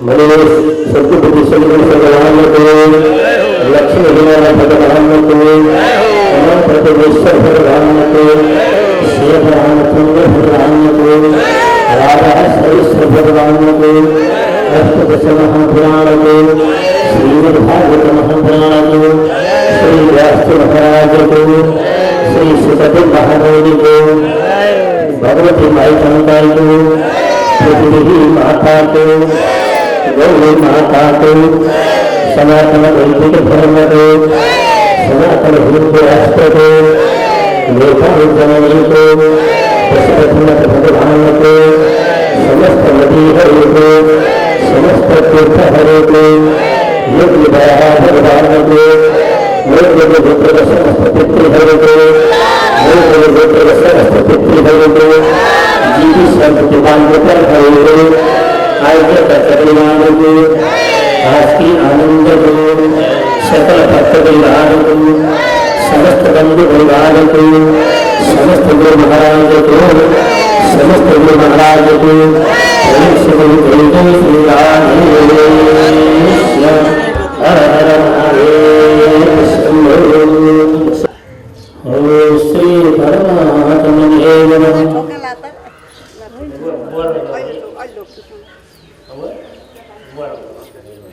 सर्वभूतानां तमये श्रियं सर्वमृतमूर्तिं हिरण्येन सवितारतेन दिव्यजाति भवनानि तस्मिन्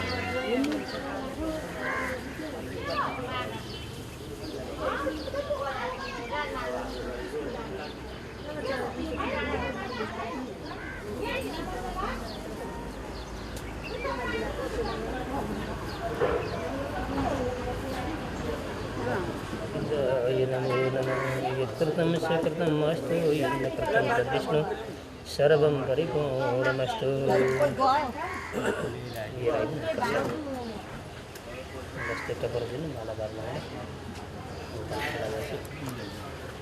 कृष्णार्पणमस्तु।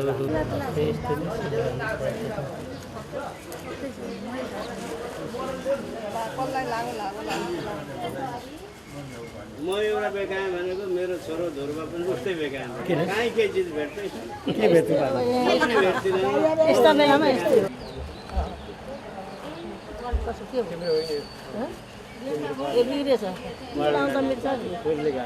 कान्छी कृष्णाय गोविन्दाय नमो नमः स्वस्ति भन्दै स्वस्ति भन्दा स्वस्ति खोजबाट तस्मरा तदेता कामे तत्ते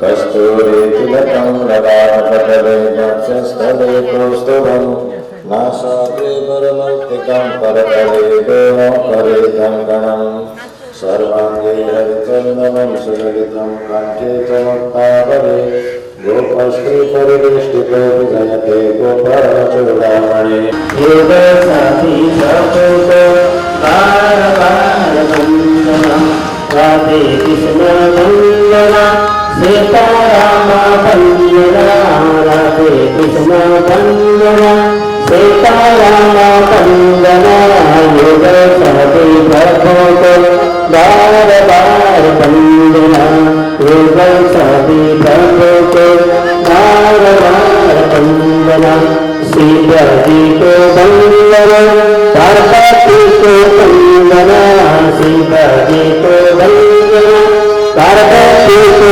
वंदना विघ्नहर्ता गणेश को बार बार वंदना विघ्नहर्ता गणेश को बार बार वंदना विष्णु जी को वंदना लक्ष्मी जी को वंदना विष्णु जी को वंदना लक्ष्मी जी को वंदना यज्ञ पुरुष भगवान को बार बार वंदना यज्ञ पुरुष भगवान को बार बार वंदना सीताराम वंदना राधे कृष्ण वंदना सीताराम वंदना राधे कृष्ण वंदना यज्ञ पुरुष भगवान को बार बार वंदना यज्ञ पुरुष भगवान को बार बार वंदना भागवत को वंदना भसजी को वंदना भागवत को वंदना भसजी को वंदना व्यास पुत्र शोक को बार बार वंदना व्यास पुत्र शोक को बार बार वंदना राधे कृष्ण वंदना सीताराम वंदना राधे कृष्ण। रस को स्वाद जान्दैन हरे र कम्बलको फुलको रस खान भमरो समुद्रमा जान्छ। कम्बल दिनभरि के हुन्छ यसरी फक्रिएको हुन्छ अनि भमरो त्यहाँभित्र प्रवेश गर्छ। भित्र प्रवेश गरेर रस खान सुरु गर्छ। खाँदा खाँदै खाँदा खाँदै कति बेर खाएँ रस मैले यसलाई मैले त्याग्नु पर्थ्यो होला भनेर त्यो भमरलाई ज्ञान हुँदैन। खाँदा खाँदै जब सन्ध्यकाल हुन लाग्छ सूर्यले पनि दक्षिणको यात्रा लिइसक्छन् त्यतिखेर कम्बलको फुल के हुन्छ भन्दा मुर्झाउन सुरु गर्छ। सङ्कुचित हुँदै हुँदै गएर ठ्याप्प बन्द हुन्छ। बेलुका सूर्य अस्त भएपछि भमरो त्यहाँ थुनिन्छ। खाँदा खाँदा थाहा पाएन मैले समयसम्म खाएर निस्किनु पर्थ्यो उसले थाहा पाएन।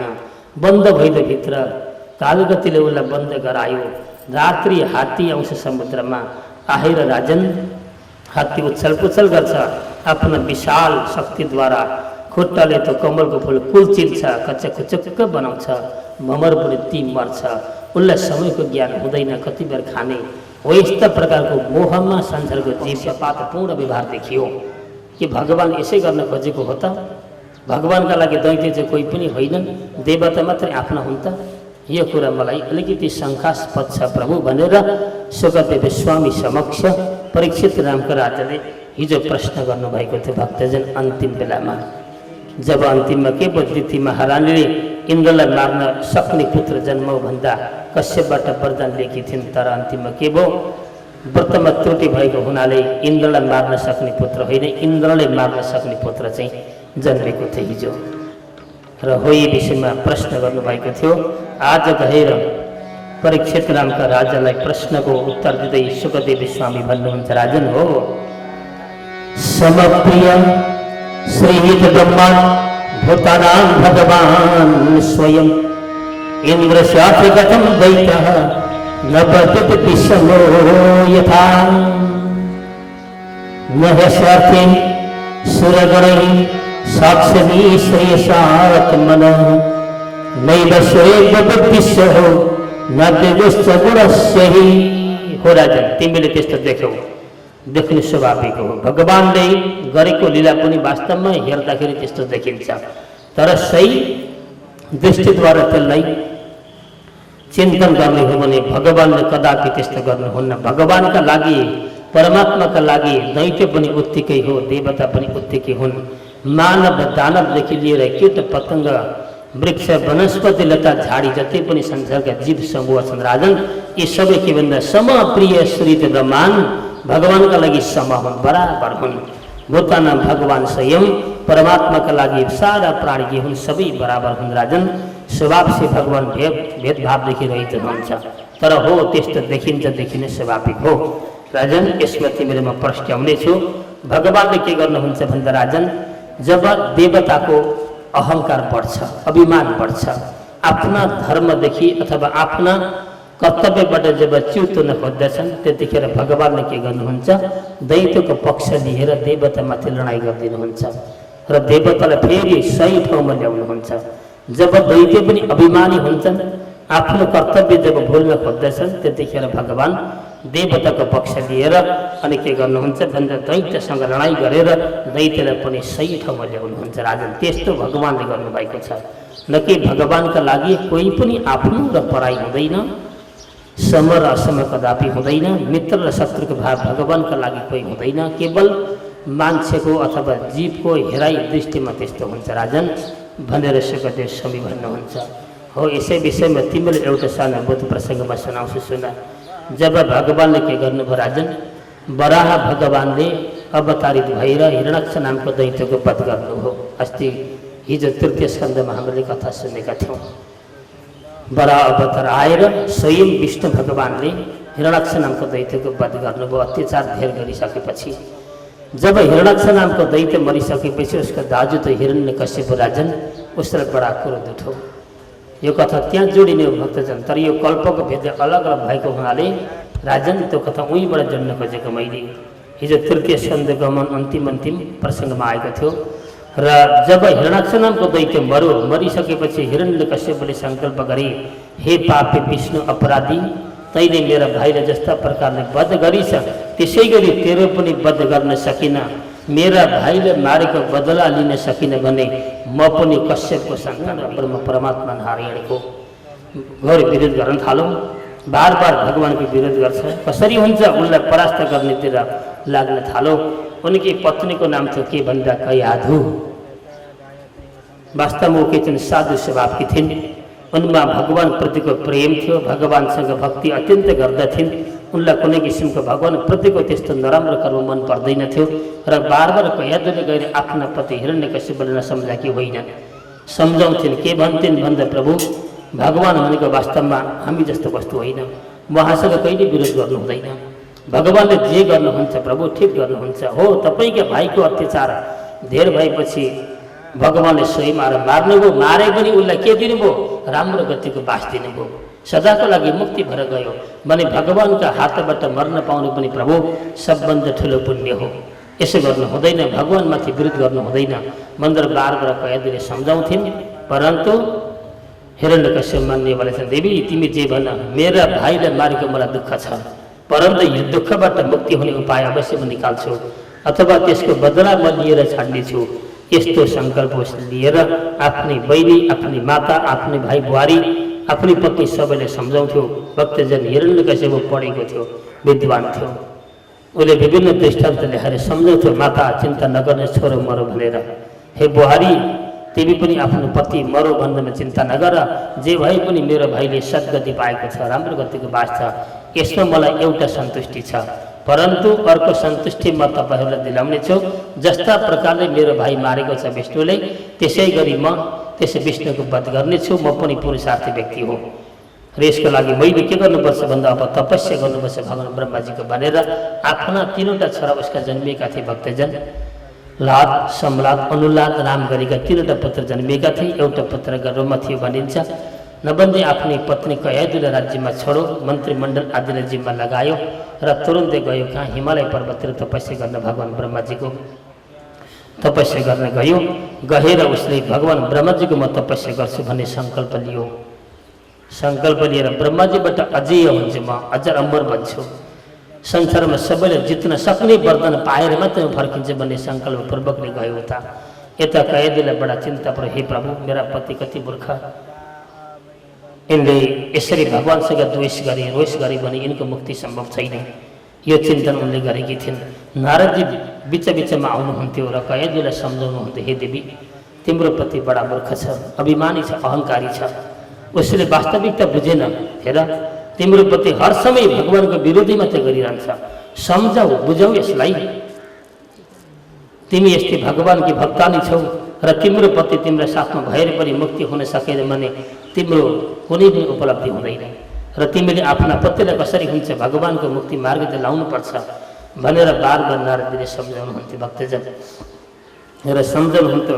कयादु भन्थे, प्रभु कसरी सम्झाउँ, केही गर्दा मान्नेवाला छैन, त्यसलाई फकाऊ, आश देखाऊ, लोभ देखाऊ, विभिन्न किसिमको प्रलोभन देखाऊ, कसरी हुन्छ, कुन शर्त गर्दा कसरी मान्छ त्यो कुरा तिमी चिन्तन गर, एकपल्ट सम्झौ, म त्यसलाई फर्काइदिन्छु भन्नुभयो। र नारदजी जानुभयो, बाटामा गएर हिरण्यकशिप जाँदै थियो, बिचमा गएर छेकिदिनुभयो एउटा साधुको भेषमा।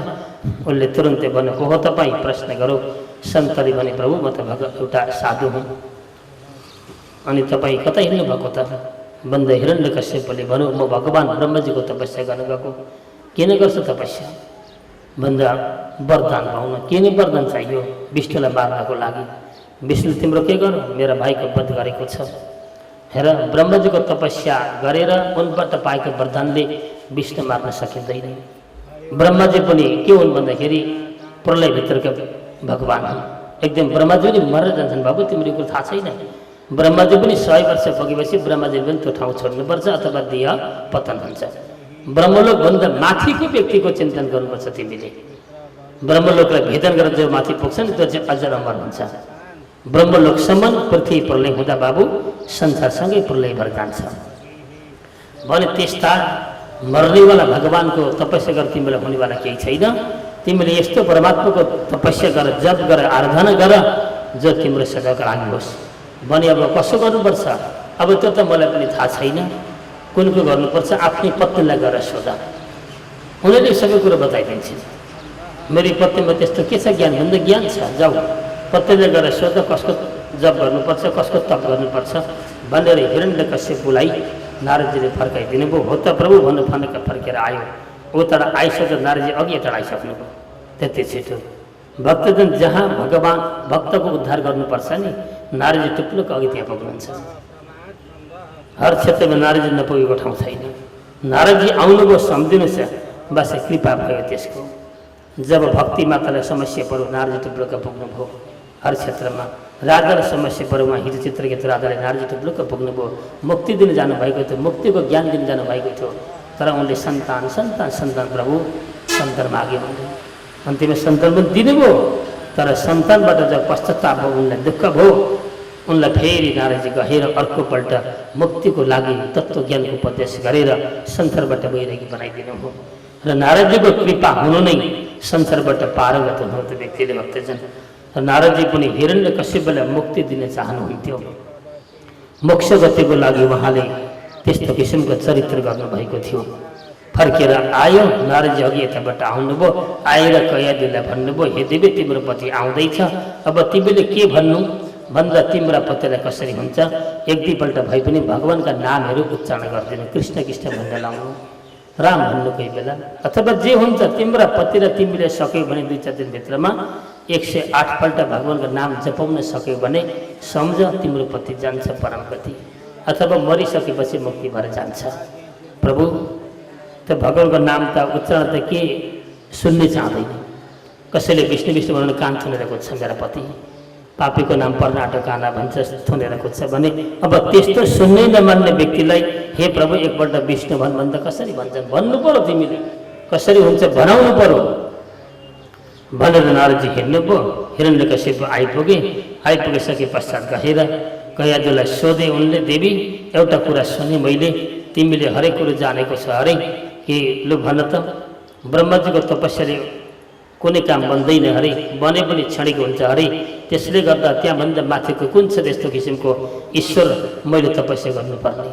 भन्दा प्रभु तपाईँलाई रिस उठ्छ होला, क्रोध आउँछ होला, भन्नको हो भन्दा तिनै विष्णु हो, अरू कोही होइन।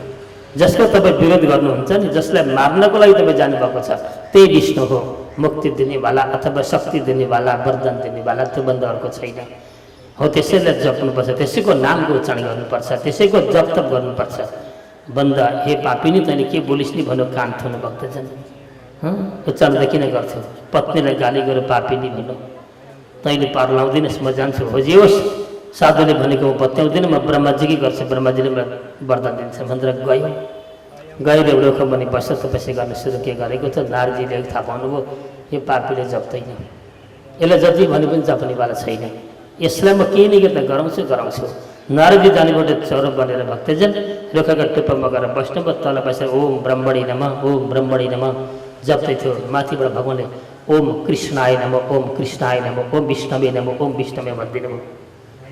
त्यही विष्णु मार्नको लागि तपस्या गर्न आएको त्यही पापी शत्रुको नाम माथि बसेर चरो कराउँछ। अब जप हुन्छ, जप मन लाग्छ, तप मन लाग्छ। हे पापी भने एक ढुङ्गो हानेर घुरेर चढो उडो पल्लामा गयो, फेरि जप गर्न थाल्यो, चरो खुरेर आयो, त्यहाँ बसेर थालिहाल्यो ओ विष्णवे नमः, अब कृष्णाय नमः भन्छ। ल पापीले बस्न दिएन भन्नु, पल्ला रुखमा सरो, चरो ती पुग्छ, फेरि पल्लामा जान्छ, चरो ती पुग्छ, कहीँ पार लागेन, फर्केर आयो। आएपछि घरमा अत्यन्तै क्रोधित भयो। पत्नीले सोधिन्, प्रभु कति छिटो तपस्या सकियो, हिजो जानुभएको आज आइहाल्नुभयो त? भन्दा के गर्छ देवी, एउटा अपराधीले बस्न दिएन मलाई, के गरौँ? कुटो पिटो अथवा यातना गरौँ, के भनौँ? भन्दा नभन्ने कुरा बोलो, सुन्दै नहुने कुरा बोलो, के बोलो त प्रभु? भन्दा भन्नु हुँदैन त्यस्ता कुरा, नसोध मलाई। उनलाई थाहा थियो यो सबै काम नारदजीको हो। बेलुका भयो, खानपिन गरेपछि कोठामा गएर सुत्न गयादु गइन्, पतिको सेवा गर्न सुरु गरिन्। भनिन्, प्रभु त्यो चराले के भन्यो अरे? भन्नु हुँदैन देवी, यो कुरा नसोध, अरू कुरा सोध, अरू प्रसङ्ग चलाऊ, तर त्यो बोल्ने शब्द बोलेको छैन, हुँदैन भन्न। तर ए प्रभु म त पत्नी हुँ, धर्मपत्नी हुँ, जस्तै नराम्रो शब्द पनि मलाई एकान्त भन्दा हुन्छ, म कसैलाई हल्ला गर्ने छुइनँ, मलाई भन्नुहोस् एकपल्ट के भन्नु? बार बार ढिप्पी गरिन्। उसले सम्झे यो पत्नीको हट रोक्न सकिँदैन, स्त्रीको हट, बालाहट, अग्निहट, राजहट, यी 4 हट अति हट हुन्छन् अरे। उसले आँटेपछि आँटो जे पनि गर्न सक्छ उसले। राजाले पनि चाह्यो भने छोड्छ? जति बलवान होस् न, जति पढेको विद्वान होस् न, सम्पत्तिवाला होस् न, उसले चाह्यो भने जे गर्न सक्छ। र बालक सानो छ भनेर हुँदैन, उसले आँटेपछि गर्छ। भने मेरी पत्नीको हट, यसलाई कसै गर्दा शान्त मेरो कर्कर गरेको गरी गर्छे, बरु यसलाई एकपल्ट भनिदिनु, बरु चुप लाग्छ होला भनेर राम्रो ध्यान दिएर सुन। नबोल्ने शब्द बोलेको छ, के भनौँ? ओम विष्णवे नमः भनौँ, ओम कृष्णाय नमः भनौँ। अब सोधिनुहोस् नि, अब सोधिदिनु प्रभु। सेवा गरिन्, सोधिन् प्रभु 108 जपाउनु भनेको भर्खर 2 पल्ट भन्नु, 106 पल्ट कसरी जपाउनु? बिहानदेखि प्रयत्न गर्दा बेलुकासम्ममा 2 पल्ट मरेर भनिहरू। भोलिबाट प्रातःकालको सबै कर्म सकेर नास्ता पानी दिन गइन्, लिएर गइन्, केही खुवाउन। प्रभु साँच्ची म त स्त्री हुन, नानीहरूले पनि दिक्दार दिन्छन्। हिजो साँच्ची त्यो चराले के भन्नु अरे, मैले त बिर्सेँ भने।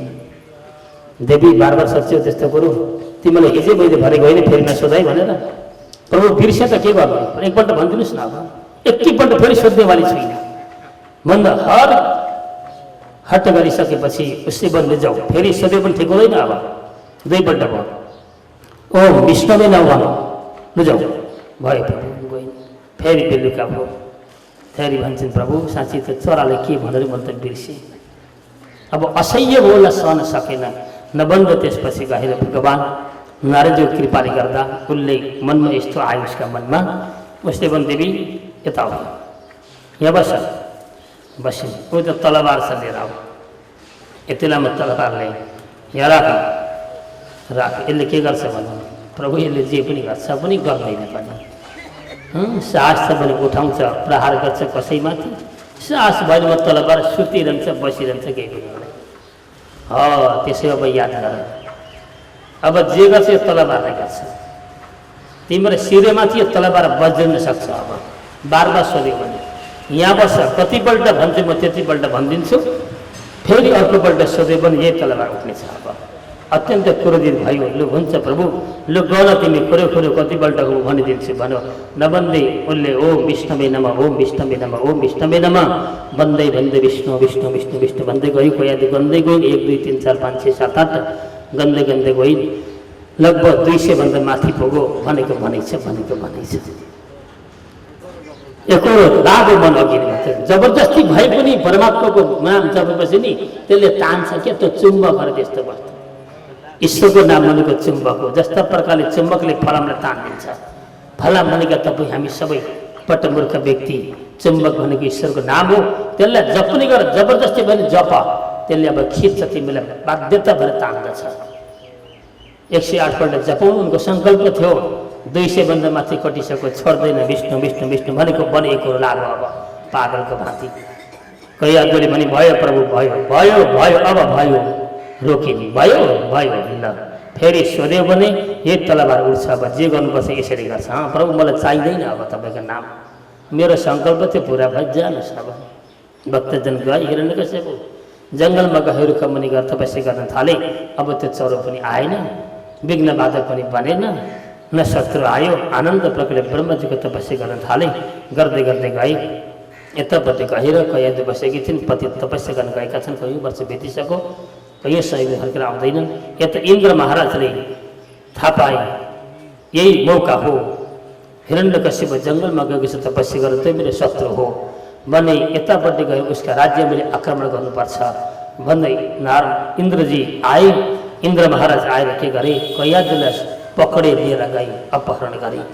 किन यसका गर्भमा एउटा सन्तान छ, छोरा, यो जन्मेपछि यसलाई मारिदिन्छु अनि यसलाई छोडिदिन्छु बाटोमा लाँदै थिए। लाँदा लाँदा नारदसँग भेट भयो। नारदजीले भन्नुभयो, हे देवराज इन्द्र, तिमीले यो के गरेको? यो को? हिरण्यकश्यपकी पत्नी कैयादु। कहाँ लिएर जाँदैछौ? आफ्नो लोकमा, स्वर्गलोक। किन? यसमा गर्भ छ भित्र, यो गर्भ जन्मेपछि यसलाई समाप्त गर्छु, किनकि यो गर्भ मेरो शत्रु हो, दैत्यको पुत्र मेरो शत्रु हो। भोलि मलाई कुनै दुःख नदेश भन्नको लागि यसलाई समाप्त गर्छु, यिनलाई म केही गर्दिनँ, म फर्काइदिन्छु। नारदजीले भन्नुभयो, देवराज हो, यस्तै तिम्रो बेला बेला बुद्धि बिग्रिन्छ अनि बार बार तिमी स्वर्गबाट दुःख पाउँछौ। तिमीमा अलिकति धर्मको चेष्टा छैन। र एक त अर्काकी श्रीमती, त्यसमा पनि श्रीमान प्रदेश गइरहेछ, त्यसमा तेस्रो नम्बर बिचरा गर्भवती छ। स्त्री जाति, तिमी देवराज इन्द्र हो, स्वर्गका राजा, तिमीलाई अप्ठ्यारो लाग्नु पनि। अर्काकी पत्नी गर्भवती भएको बेला, पति विदेशको बेला अपहरण गर्नु योभन्दा ठुलो निर्लज्ज काम के हुन्छ? अर्को यो कर्म नगर र यो पनि नसम्झ तिमी कि दुराचारी बाउको छोरो दुराचारी नै जन्मिन्छ भन्न सकिँदैन।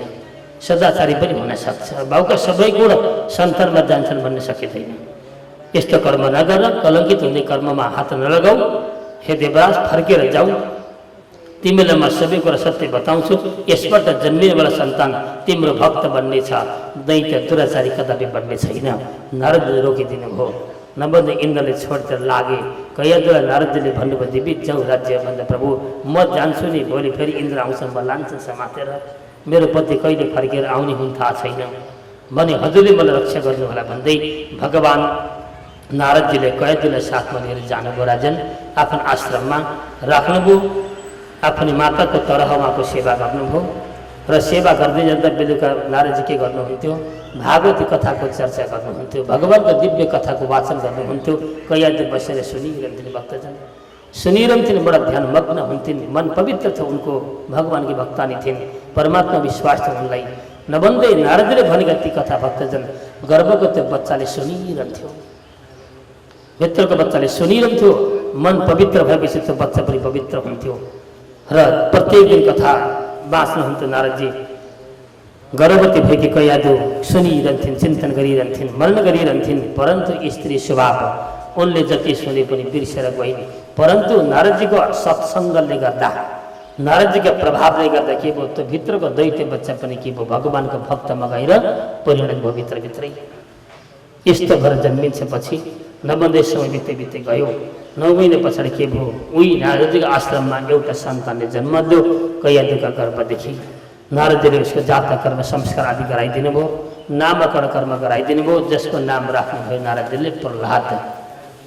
परहलाद इति प्रह्लाद भन्छ। पर भनेको अर्को व्यक्ति, लाद भनेको खुसी दिनु, लाद भन्छ खुसीलाई। अर्कालाई खुसी दिने सबै कुरा सिकेर आयो भक्तजन। गर्भको अवस्थामा ती मसँग आयो, तिमीलाई मैले ब्रह्मज्ञान दिन पाएँ, परन्तु मैले सिकेका ब्रह्मज्ञान तिमीले बिर्स्यौ। के आउँछ त भन्दा प्रभु के त आउँछ, सबै बिर्स्यो मैले। हो, तिम्रा पुत्रमा सबै ब्रह्मज्ञान भरियो। यसले गर्दा गर्भ अवस्थामा जति सकिन्छ भक्तजन सत्सङ्ग सुन्नु भन्छ शास्त्रले। सन्तान भोलि त्यस्तै भएर जन्मिन्छ। तर अहिले हाम्रो परम्परा त्यो छ त छैन नि। बिगारेको बुहारी कसले भन्छ, सासूले। जय श्री राधे। हो कि होइन? सासूले संस्कारले भन्दा पहिलो सासूले बिगार्छन् अरे। संस्कार त बिग्रियो, लु घरमा बिग्रेछ अरे भक्तजन। घरमा त विवाह गरेर आइसकेपछि सुधार्नु पर्ने थियो। एउटा प्रसङ्ग के छ हाम्रो थाहा छैन। सासूले के भन्नुहुन्छ, बुहारीले गर्भावस्था भयो, 2 जग्गा भइन् भन्ने कुरो थाहा भयो सासूलाई। बुहारी जुरुक्क उठिन्, झाडु बगर लाउन सुरु गरे, झाडु निउलिन खोजिन्। एउटा पाहाडमा त गाग्रो बोक्ने चल्छ, यहाँ त त्यो पनि छैन। अथवा केही काम गर्न सुरु गरिन्, झाडु बोकिन्, सासु कुदेर गइन्, बुहारी छोड छोड छोड, तिमी सक्यौ न, अब तिमीले गर्ने बेला होइन, जाऊ यो रिमोट लिएर जाऊ, माथि गएर ढल्केर टिभी हेरेर बस, आराम गर्नुपर्छ। यस्तो बेलामा काम गर्नु हुँदैन भक्तजन। हो, यी शब्दले संस्कार बिग्रे भक्तजन। छ भेटेको छ कता कता। जाऊ तिमी टिभी हेर, आराम गरेर बस, माथि जे गर्नुपर्छ म गर्छु, के खान मनपर्छ मलाई सङ्केत गरेर म उही ल्याइदिन्छु तिमीलाई। भक्तजन डक्टरले पनि त्यही भन्छ, आराम गर है, काम पटक्कै नगर भन्छ। खै त तपाईँ हामीले जन्माउँदा हाम्रो आमाले आराम गरे होला? एउटा याद गरौँ त। टिभी हेऱ्यो त्यतिखेर ढल्किन पाए? हो, यो संस्कार भक्तजन हाम्रो बिग्रेर गयो। हुन त यो शास्त्रको लागु त कदापि हुन सक्दैन। अनि टिभी हेरी स्त्री जातिले माग गर्भवती महिला टिभी हेर्न थाली। अब ती भित्र भावना सबै पसे। जस्तो त्यहाँका चरित्र चिन्तन गरौँ नि, बच्चाले सर्लक्क त्यही दिन्छ। भोलि बच्चा जन्मिन पाएको छैन भक्तजन, जन्मिसक्दा उसले रिमोट बोक्न सुरु गरिहाल्छ। बोर्डिङबाट आउँछ नि, ऊ त्यहाँबाट सोध्दै आउँछ, भाइ आज लाइन छ कि छैन हौ बिजुली भन्दै आउँछ परिबाट। हेर्नुहोस्, तिमीहरूका त इन्भर्टर छ, हाम्रोमा त्यही पनि छैन। आज फलानु फिल्म हेर्नु त सिरियल हेर्नुहुन्थ्यो भन्नु उप ब्याग फ्याक्दै आउँछ भक्तजन। ब्याग फ्याक्दै फुट त ब्याग त्यहाँ फ्याँक्छ, जुत्ता कता फ्याँकिदिन्छ, खाजा खानु केही छैन, जान्छ रिमोट लिएर किटिक बस्न थाल्छ। किनकि गर्भदेखि बिग्रो थियो, उतैबाट उसको संस्कार त्यस्तो पसेर आयो भक्तजन। यसले गर्दा गर्भावस्था भएपछि शास्त्र पद्धतिले भन्छ, सत्सङ्ग सुन, ईश्वरका चिन्तन गर, परमात्माको ध्यान गर, भगवान्का ती कथाहरू सुन, गुणानुवाद गर, हृदयमा त्यस्तो पवित्र बनाऊ जो तिम्रो सन्तान भोलि यस्तो बन्नेछ, यस्तो बन्नेछ। कदापि तिमीलाई जिन्दगीमा दुःख दिने छैन त्यसले कहिले पनि। भक्तजन हो, संस्कार बिगारियो अहिले हामीहरूले। यसले गर्दा सन्तानबाट अहिले माता पिताले पीडित हुनु परेको छ बार बार।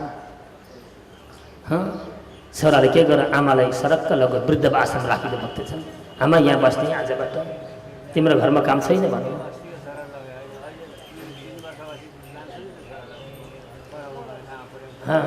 अनि लगिदियो भक्तजन, वृद्ध आश्रम लगेर राखेछ छोराले। आमा अब घरमा आउने काम छैन, यहाँ बस्ने, जे दिन्छ खाने, राखिदियो भक्तजन। आमालाई जान मन त थिएन, छोराले दिन्छ भने आस्था थियो नि। बसिन गएर बिचरा आमा। तेस्रो दिनका दिन आश्रममा भण्डारा चलेछ। भण्डारा चल्दा जुलपी बाँडेछन्, जेरी बाँडेछन्। आयो भागमा भण्डारामा जेरी बाँड्दै आयो। आमाका हातमा जेरी आयो भागमा। त्यतिखेर आमाले सम्झिन्, छोरो सम्झिन्, हे प्रभु तँ मेरो छोरो, सानामा त्यो जेरी भनेपछि हत्या गर्थ्यो, प्राणी फ्याँक्थ्यो, म खान्न उसैले पुऱ्याइदिन्छु। म त्यो आश्रमका सारा साथीहरू त छरेर कसो कसो आमाले विचार त्यो जेरी पोल्टामा राखेछ। अरू कुरो खाइन्, खाइसकेर भोलिपल्ट बिहानै उठेर गइछन् घरमा जेरी पुर्याउन छोरालाई। हिजो त्यही छोराले घरबाट खेद्रो आश्रम पुर्याएको थियो। आज त्यही जेरी बोकेर आमा गइन्, गएर आँगनमा टुप्लुक्क आमा पुग्दा छोराले के भन्नु, आमा किन आयो तिमी, तिमीलाई कसले आउनु भन्नु, यहाँ तिमीले उहाँ बस्नु पर्दैन, तिमी गइहाल तुरुन्तै भन्दा आमाले भने बाबु म तेरा घरमा बस्न आएको होइन, बस्दिनँ पनि म, मलाई चाहिएन त किन आयौ त तिमी। बाबु त सानामा हुँदा साह्रै हत्या गर्थ्यो जेरी भनेर। हिजो आश्रममा भण्डारा थियो, भण्डारामा जेरी बाँडे, मलाई खान मन लागेन तँलाई सम्झेर र तेरा निमित्त यो जेरी पुर्याउन आएको, ला यो त खा भनेर जेरीको फोको भक्तजन छोराका हातमा राखिदियो। खाइ बाबु, च्याप्पसम्म त छोराले आमालाई बसौँ भनेन। त्यति गर्दा पनि उसको माया पलाएन भन्ने संस्कार कस्तो छ हाम्रो भक्तजन। हो यो संस्कार बिग्रियो।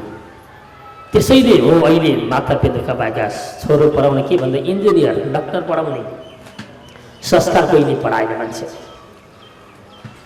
यो नियम लागू कदापि हुँदैन। पद्धतिले यस्तो भन्छ भक्तजन, कैयागुले भगवान नारदले के गर्नुभयो यस्ता प्रकारले, हे देवी अब तिम्रो छोरो कदापि दुराचारी बन्ने छैन र तिम्रै छोराका माध्यमले तिम्रो पति हिरण्यकशिपुको मुक्ति गति हुनेछ।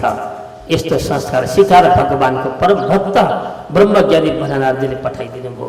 कैदे टुप्लुक्क राज्यमा पुगिन्, पुगेको 2 घण्टापछि हिरण्यकशिपु टुप्लुक्क पुगेर यसो हेरे राज्य व्यवस्था ठिक छ, अभिमानी भई उन्मत्त भई अब मलाई कसैले के गर्न सक्दैन किनकि म वरदानवाला हुँ। ब्रह्माजीले मलाई अजर र अमर हुने वरदान दिएका छन्। तुरन्तै हातमा शासनले अत्याचार गर्न सुरु गरे। 4 भाइ छोरा थिए उनका, लाद, अनुलाद, सम्लाद र प्रहलाद नाम गरिएका। लादैलाद सबै थिए। 4 भाइ छोरालाई उनले के गरे, गुरुकुल लगेर राखिदिए गुरुकुल पढ्नको लागि। गुरुकुलका टिचर हुनुहुन्थ्यो शुक्राचार्यका छोरा छन् धर्मर्क। उहाँहरूलाई भन्नुभयो हिरण्यकशिपुले, गुरुदेव यी मेरा छोरा हुन्, दैत्यकुलमा जन्मिएका छन् र यिनीहरूलाई अब कस्तो शिक्षा दिनुपर्ने हजुरले जान्नुहुन्छ। राजनीतिक शिक्षा, कूटनीति, दैत्य शिक्षा, यस्तो किसिमको राजस्व शिक्षाको ज्ञान दिनुहोला भन्दै जिम्मेदार आए। यता आफ्नो राज्य गर्न थाले, उतापट्टि 4 भाइ पढ्न थाले गुरुसँग। परन्तु पढ्ने क्रममा के थियो भन्दा सबैले जे पढाएको गुरुले पढाएर बुझाइदिन्थे त्यसैको अनुसरण गर्थे। परन्तु जो प्रहलाद हुनुहुन्थ्यो उहाँले गुरुले पढाएको पढिदिनु भयो, सरक्क बिर्सिदिनु भयो। जो ब्रह्म थियो गर्भैदेखि पाएको त ब्रह्मको चिन्तन गर्नुहुन्थ्यो। उनलाई कुनै विद्यापट्टि मोह थिएन। प्रभु संसारको विद्या मिथ्या विद्या हो, यसले सुख दिँदैन अन्तिममा। हो क्षणिक सम्पत्ति सुख दिन्छ यसले, संसारको विद्याले क्षणिकलाई दिन्छ। संसारको विद्या पढौँ भने 2-4 वर्ष सम्पत्ति कमाउँछ, वैभव कमाउला, महल बनाउला, क्षणिक सुख होला, तर अन्तिममा त्यही नै के हुन्छ, दुःखको मूल कारण बन्न सक्छ। यसले गर्दा यो शिक्षाप्रति मैले मोह हुनु हुँदैन। त्यतिलाई बिर्सिन्थे, ब्रह्मको चिन्तन गर्थे, ब्रह्मज्ञानी थिए, नजानेको उनले केही पनि थिएन। एकान्त बस्थे, प्रभुको ध्यान गर्थे। गुरुहरू छक्क पर्थे, यो कस्तो खालको बालक हो, छक्क परे। नभन्दै 2-4 महिनापछि सन्तान आए, फर्केर आएपछि पिता हिरण्यकशिपुले सोधे, बाबु लु भन के पढ्यो त, गुरुले के पढाए त, कस्तो पढाए भन्दा आफ्ना 3 भाइ छोराले के बताए, जो गुरुले पढाएको, जो पिताले चाहेको थियो, जो भनेका थिए त्यही कुरा बताए, पितालाई खुसी बनाए। जब कान्छा छोराको पालो आयो, काखमा राख्दै हिरण्यकशिपुले भने, बाबु भन तिमीलाई गुरुले के पढाउनु भयो भन्दा हिरण्यकशिपुको पुत्र प्रहलादले भन्नु, पिताजी मेरो पढाइ र मेरा दाजुको पढाइमा भिन्नता छ, भन तिमीले कस्तो के पढ्यौ भन्दा, पिताजी मैले त यही श्रेष्ठ विद्या सम्झेँ। कस्तो विद्या?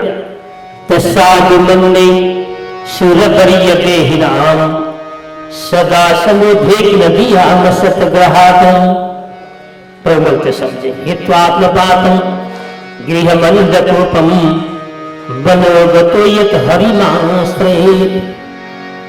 प्रभु संसार त साधु बन्ने सूर्य बनिदेहिनम। हे प्रभु संसारका सबै विद्यालाई मैले झुट सम्झेर संसारको विद्याले मलाई केही दिँदैन भन्ने सम्झेर मैले त यही सम्झेँ कि संसारका सबै वस्तुलाई परित्याग गरेर मन उद्विग्न होस्, संसारबाट अगाव तृप्त होस्, जङ्गलमा जानु, जङ्गलमा गएर आश्रममा बसेर उनी भगवान् परमात्मा विष्णुको चिन्तन गर्नु, उनीको नामको जप गर्नु, उनीको नामको ध्यान गर्नु, उनीको अनुसरण गर्नु। पिताजी त्योभन्दा ठुलो विद्या मैले केही पनि जानिनँ भनेर आफ्नै शत्रुको जब व्याख्या गरेको सुनेपछि हिरण्यकशिपु अत्यन्त क्रोधित भए। उनले भने हे भाइ तँलाई यस्तो विद्या कसले पढायो भन्दा पिताजी मलाई कसैले पढाउनु पर्दैन, म जन्मजात पढेर आएको छु, मलाई कसैले पढाउँदा पढ्ने होइन, नपढ्दा नपढ्ने होइन, पढाउँदा पढ्ने होइन, यो त मेरो संस्कार हो, मेरो जन्मजात विद्या हो यो भनेपछि अत्यन्त क्रोधित भए। पुत्रलाई उठाए पटके पर गुरुकुलमा गएर गुरुहरूलाई डाँटे। उनले तिमीहरूलाई मैले कुन विद्या पढाउनु भनेको थिएँ, आज मेरो सन्तान के पढ्दैछ भन्दा गुरुहरूले हात जोड्दै राजन माफ गर्नुहोला, यहाँ सयौँ विद्यार्थी पढ्छन् यो गुरुकुलमा, सोध्नुहोस् कसैले यस्तो विद्या पढेको छैन, तपाईँको छोरामा यो विद्या कहाँबाट आयो, हामी आफै आश्चर्यचकित छौँ। पढ्छ, हामीहरूले पढाएको तुरुन्तै सुनाउँछ, कहिले तलमाथि गर्दैन, परन्तु हामीसँग बस्दैन, ऊ पर गएर बस्छ, रुखमुनि बच्चा भेला गर्छ, तत्त्वको उपदेश गर्छ, ज्ञानको कुरा गर्छ, यस्ता किसिमको कथाहरू सुनाउँछ, हामीले छक्क पर्छौँ। राजन माफ गर्नु होला, हामीबाट कुनै गल्ती भएको छैन भने नभन्दा फेरि अर्कोबाट लगेर बाबु आइन्दा फेरि यस्तो कुरा गरिस् भने ठिक हुँदैन, गुरुले जे पढाएको त्यो पढ्ने त्यही मलाई आएर सुनाउने भन्दै छोडेर आए। दोस्रोपल्ट गए, फेरि 2-4 महिनापछि पढेर सोधे बाबु के पढिस् भन् त, अब त सोध्दैस् कि तै साफै भएर बिग्रेको थिइस् त, सकिएको थिइस् तै अब सोध्दैस् कि तेरो मति राम्रो आयो कि भन्दा प्रहलादले भन्छन् पिताजी म किन सुध्रिन्थेँ, म जो छु त्यहीँ छु, जहाँ छु त्यहीँ छु, के पढेस् भन्दा मैले त यहाँ 9 किसिमको भक्ति पढेँ, त्यो भन्दा मैले जानेन। नवदा भक्ति श्रवणम कीर्तनम विष्णु स्मरणम पादसेवनम अर्चनम वंदनम दर्शनम सत्यम आत्मनिवेदनम। के प्रभु मैं 9 किसिमको भक्ति पढेँ। ईश्वरको भक्ति 9 प्रकारले हुन्छ, जसरी पनि भगवानको भक्ति गर्न सकिन्छ। भक्तजन श्रवण उनी भगवानका ती कथाको चिन्तन श्रवण सुनेर पनि भगवानलाई आफ्नो बनाउन सकिन्छ, र कीर्तनम उनी भगवानका नामको संकीर्तन गर्नु, र उनी भगवानको विष्णुको स्मरण गर्नु, उनी भगवानका चरणको पातको सेवा गर्नु पिताजी, र उनी भगवानलाई अर्चना गर्नु, वन्दना गर्नु, अन्तिम गरेर 10 भागद्वारा हे प्रभु हे परमात्मा म तपाईँको हुँ, तपाईँ भन्ने मेरो अर्को छैन भन्ने आत्मा समर्पण गर्नु। योभन्दा ठुलो भक्ति प्रभु मैले केही पनि देखिनँ। यस्तो किसिमको मैले नवदा भक्तको विद्या पढेँ भन्दै ईश्वर आफ्नै शत्रु स्वरूप भनौँ भगवान विष्णुको अत्यन्त चर्चा गरेपछि हिरण्यकश्यपको अब क्रोधको सीमा रहेन। राजन उनले सम्झे अब यो कुलङ्गार हो, कुलमा एउटा डरलाग्दो कलङ्क भएर जन्मियो, यसले भोलि मलाई केही गर्न सक्छ, यसलाई मैले राख्नु हुँदैन, यसैले भोलि मलाई दुःख दिन सक्छ भनेर हिरण्यकश्यपले राजन प्रहलादलाई मार्ने प्रयत्न गरे। उनले सेना आदिलाई पठाए, जाओ यसलाई तुरुन्त कहाँ लगेर कसरी हुन्छ समाप्त गरिदिनु, मारिदिनु। सेना आदि लगे, मार्ने प्रयत्न गर्छन्, भक्तजन मार्न सकिँदैन। उनीहरूका सारा प्रयत्न विफल हुन्छन्। उनलाई आगामा जलाइएन कि, पहाडबाट खसालिएन कि, ठुला ठुला नदीमा लगेर डुबाइएन कि, विभिन्न किसिमका हात्तीद्वारा कुल्चाउने कर्म गरिएन कि, तर कसै गर्दा पनि सारा ती आफ्नो योजना के भई विफल भएपछि सेना आदि अथवा ती मार्न लानेवाला व्यक्तिले के भई आश्चर्यचकित भए। हे प्रभु यो कस्तो अद्भुत बालक हो, अग्निमा लगेर फ्याँकिदियो, अग्नि आफै निप्छ, फुल बन्दछ, पहाडबाट तल खसायो, तल अत्यन्त श्रेष्ठ गले चाहिँ माथि मस्त खेल्दै हुन्छ, हात्ती कुल्चिन जान्छ, हात्ती डरले भाग्दछ, यसमा अद्भुत शक्ति के छ छक्क पर्दथे। नभन्दै हे राजन जसले आफ्नो सबै शरीर सहित सारा आफ्नो वस्तु भगवानलाई समर्पण गरेको छ भने त्यसले त्यसको रक्षा गर्नुपर्छ। मेरो हो यो ममा आइसक्यो भनेर साँच्चै आत्मा समर्पण हामी गर्छौँ भने भक्तजन हामीलाई कुनै वस्तुको डर त्रास रहँदैन। तर हामी के छौँ, सशङ्कित छौँ, गर्लान् कि भगवानले, छन् कि भगवान, होला कि भगवानले, गर्दा के हुन्छ के हो, यो सशङ्कित मन शङ्कास्पद मनले गर्दा के हुन्छ, हाम्रो भगवानतिर पूर्ण रूपले विश्वास त हुन हामी सक्दैनौँ। हो यहीले गर्दा हामी हर वखत तलको तलै बसिरहन्छौँ। त्यसरी आत्मसमर्पण थियो प्रहलादको। उनलाई कुनै वस्तुको प्रभाव थिएन, शरीरको प्रभाव थिएन उनलाई। मलाई केही हुन्छ वाला कसैले केही गर्छ भने थिएन। आत्मामा परमात्मालाई स्थापित गरेर प्रभु यो तेरो है, मैले तँलाई दिएको, बचाउँछस् तेरो हो बचा, मार्छस् तेरी हो मार, अर्कालाई दिइसकेपछि मलाई कर्का हुँदैन रक्षा गर्नको लागि। यस्तो अन्तर्हित आत्माले सबै सारा प्रभुलाई उनले समर्पण गरेका थिए। हो त्यसरी भक्तजन हामी पनि साँच्चै ईश्वरमा लाग्ने भने ईश्वर छ, यो ग्यारेन्टी हो, रक्षा गर्छ। तर के छ भन्दा विश्वासको हामीमा थोरै कमी हुन्छ। जस्ता प्रकारले हामी के गर्छौँ, कन्यादान गर्छौँ नि वर बोलाएर, र त्यसै दिनबाट वर लिएर जान्छ कन्यालाई। लगेर कन्याले के गर्छन्, प्रभु वरले सम्झ्यो आजबाट यो मेरी भई, मेरा लागि यसले के त्यागी भन्दा माता पिता त्यागी, आफ्नो थर गोत्र त्यागी, आफ्नो प्रवर त्यागी, दाजुभाइ त्यागी, त्यो गाउँ, त्यो समाज, त्यहाँको परम्परा, त्यहाँको परिस्थिति, त्यहाँका संस्कार सबै कुरो त्यागेर यो नारी म भनेर आई। सबै कुरो त्यागेर यतिन्जेलसम्म बसेको घरलाई सबै त्यागेर, आफ्ना नाता गोता परम्परा भाइ बन्धु इष्टमित्र सबै त्यागेर मसँग आई भनेपछि राजन त्यो पुरुषले के गर्छ, अब त्यो नारीको रक्षामा जुट्छ नि, जुट्दैन, जुट्नु पर्छ। उसको कर्तव्य हो। ममा आई मेरी भनेर आइसकेपछि अब मैले यसको रेखदेख गर्नुपर्छ। यसले खाइ कि खाइन, यसलाई कुनै बिमार आदि भयो कि, यसलाई कुनै साह्रो गाह्रो पर्यो कि, यसलाई कुनै किसिमको मनमा भएछ कि, हर समय त्यो पुरुषले जस्ता प्रकारले हे राजन त्यो नारीको रक्षा गर्ने त खटिरहन्छ लागिरहन्छ भने हो। यस्ता कोही त जानेवाला छैन, कसैले दिने ठाउँ पनि छैन। झन् राखेभन्दा बलियो अत्यन्त सुखी भएर बाहिर निस्किन्छ। छक्क परे त्यतिखेर गएर अनि उनले सोधे, हे बाबु तैँले मलाई धेरै सताइस, लु भन् तेरो त विष्णु कहाँ छ? जब विष्णुका बलमा लागेर तैँले मलाई पनि वास्ता गरिनस्, सारा संसार त्यागिस् तैँले, विष्णुमा तैँले संसार केही पनि देखिनस्, त्यही नै तेरो सर्वश्रेष्ठ भयो, सबै कुराबाट तँलाई रक्षा गर्ने त्यही नै भयो। म यस्तो बलवान पितालाई पनि तैँले तिरस्कार गरिस्, भन् त विष्णु कहाँ छ? त्यसको भेट गर्न म पनि चाहन्छु र मसँग प्रत्यक्ष आउँछ वार्तालाप गर्न भने म पनि त्यसलाई स्वीकार्न सक्छु। भन् कहाँ छ त विष्णु, मलाई देखा भन्दा हिरण्यकश्यपको प्रश्नमा प्रहलादले भन्नुभयो, पिताजी त विष्णु कहाँ छ, कसरी देखाउने वस्तु होइन, त्यो सबैतिर छ, यत्र तत्र सर्वत्र संसारमा सबैतिर छ। विष्णु नभएको जग्गा छैन। तपाईँभित्र त्यही विष्णु छ, मभित्र त्यही छ, उता कमिलाभित्र त्यही विष्णु कुद्दैछ, म देखिराखेको छु, उता किट पतङ्गमाथि त्यही विष्णु कुद्दैछ, विष्णु नभएको ठाउँ छैन। भनेपछि बाबु त्यसरी हुँदैन, मलाई देखा, प्रत्यक्ष मलाई देखा, यहाँ छ, यसमा छ भन्। त्यस्तो होइन, साँच्चै विष्णु हो, भगवान हो, परमात्मा हो, सबैको नियन्ता हो भने त यसरी हर जीवमा बस्दैन, एउटा उच्च स्थान त्यसको केही निश्चित हुन्छ भन्दा त्यतिखेर गएर हिरण्यकश्यपले भने, पिताजी मैले कहाँ बताउँ, कहाँ चाहिँ छ भनौँ, कहाँ चाहिँ छैन भनौँ, सबैतिर छ, भन्नुहोस् तपाईँलाई कस्तो लाग्छ, विष्णु यहाँ चाहिँ छ, यहाँ चाहिँ छैन, कस्तो लाग्दछ भन्दा हिरण्यकश्यप एकछिन मौन रहे।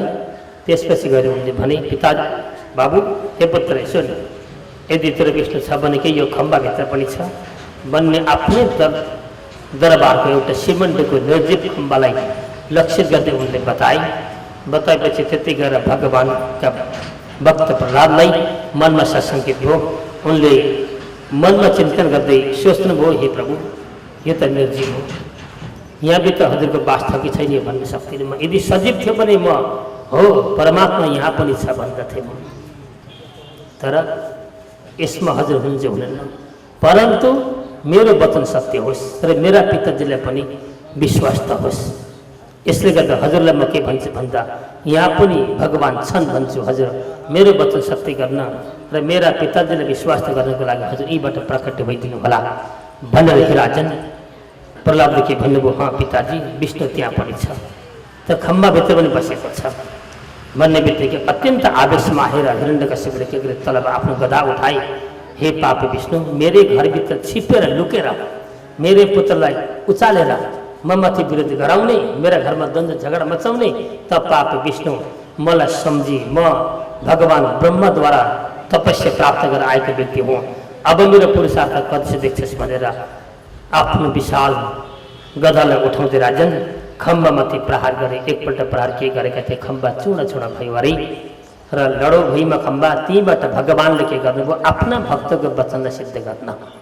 भक्तको वचन सत्य होस्, झुट साबित कहिले पनि नहोस् र दैत्य आदिलाई पनि विश्वास होस् भन्नको लागि भगवान्ले साथसाथै भगवान ब्रह्माको वरदानको विपरीत भावनालाई विचार गर्दै उनको वरदान पनि सत्य बन्न सकोस्, झुटो कलङ्कित नहोस्, यी सबै तिनै कुरा मिलाउँदै भगवान त्यही खम्बाबाट हे राजन त्यस्तै किसिमको भयङ्कर रूपमा प्राकट्य हुनुको डर लाग्दो।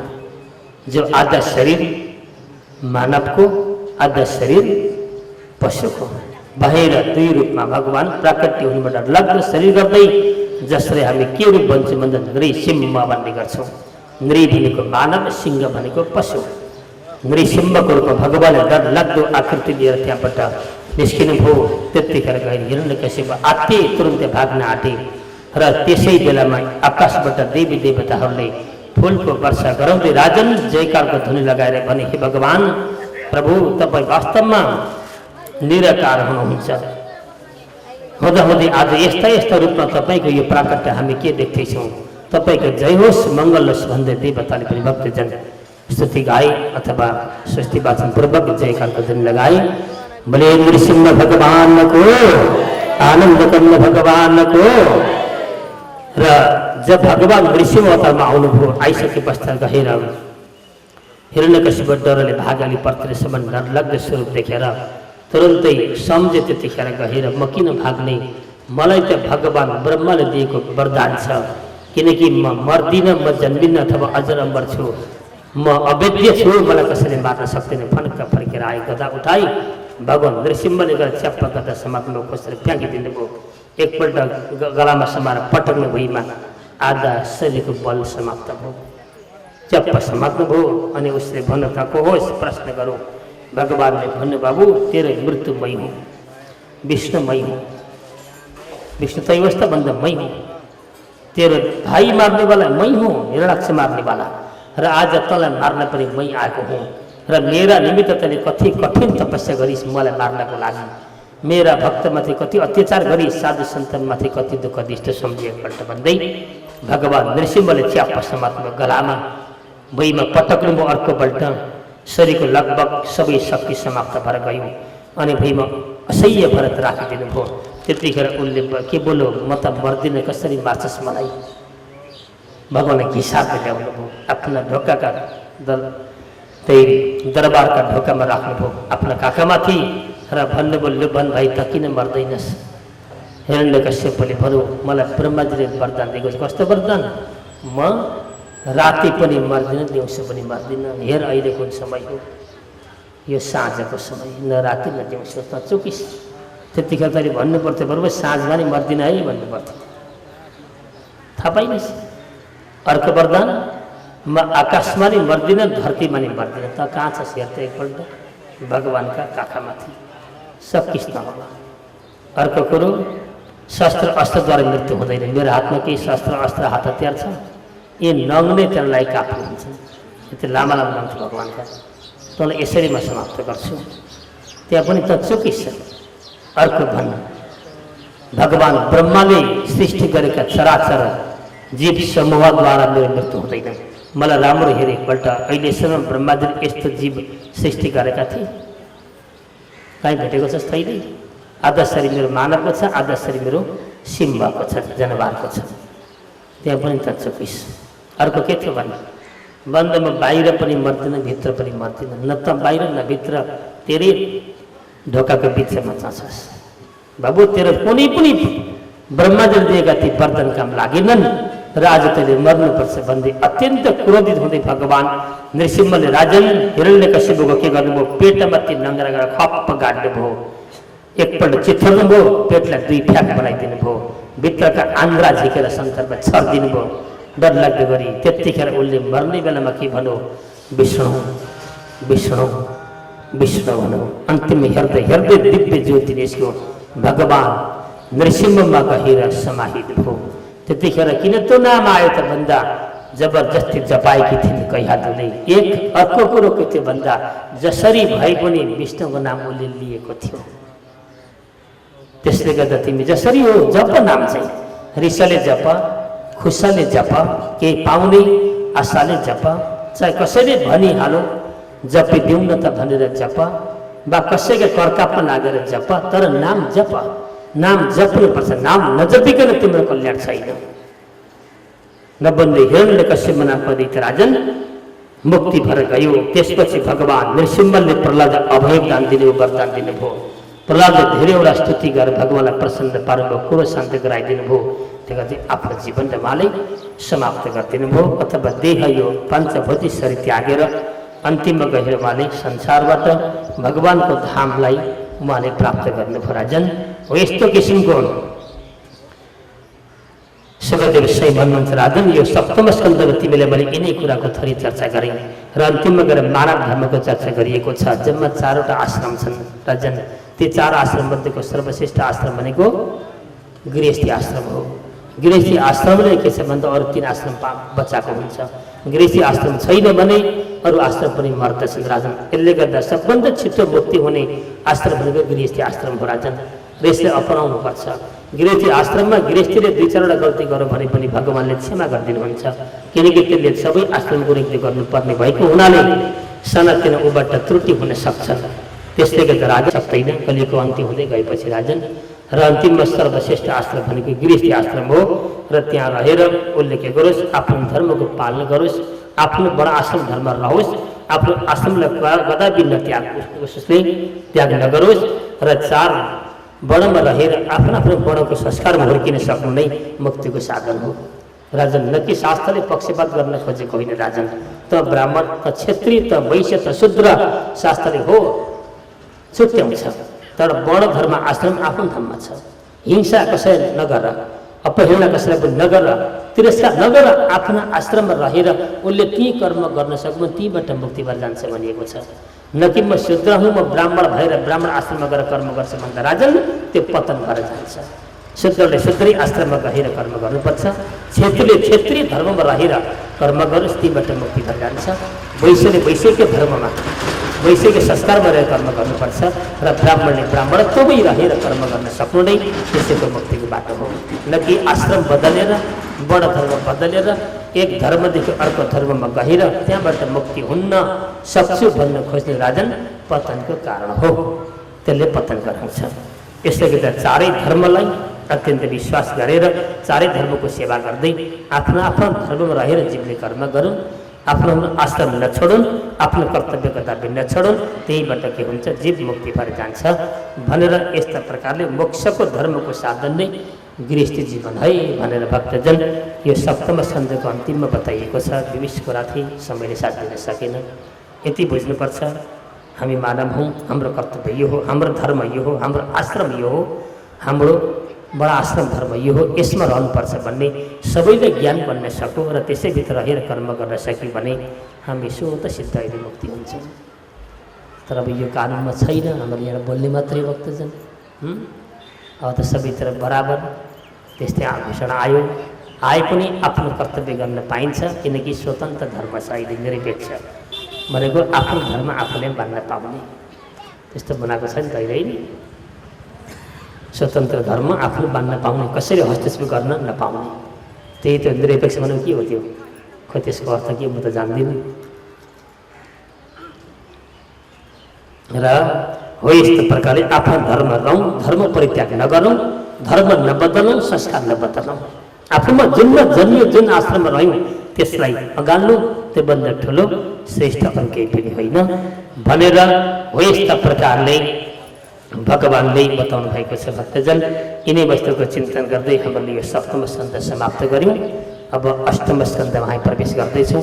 भगवानका गुणवादी कति छन्, कति रातै दिन भन्दा पनि सकिँदैन।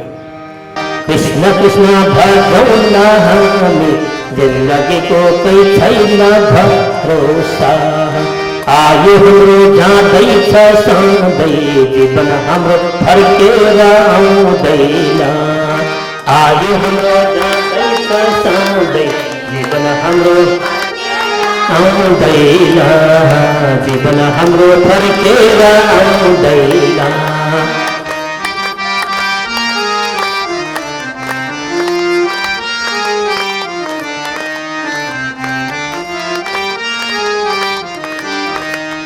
वृन्दावनमा रासलीला गोकुलमा गाही वृन्दावनमा रासलीला गोकुलमा गाही जन्म हाम्रो सफल भयो कृष्ण दर्शन पाही जन्म हाम्रो सफल भयो कृष्ण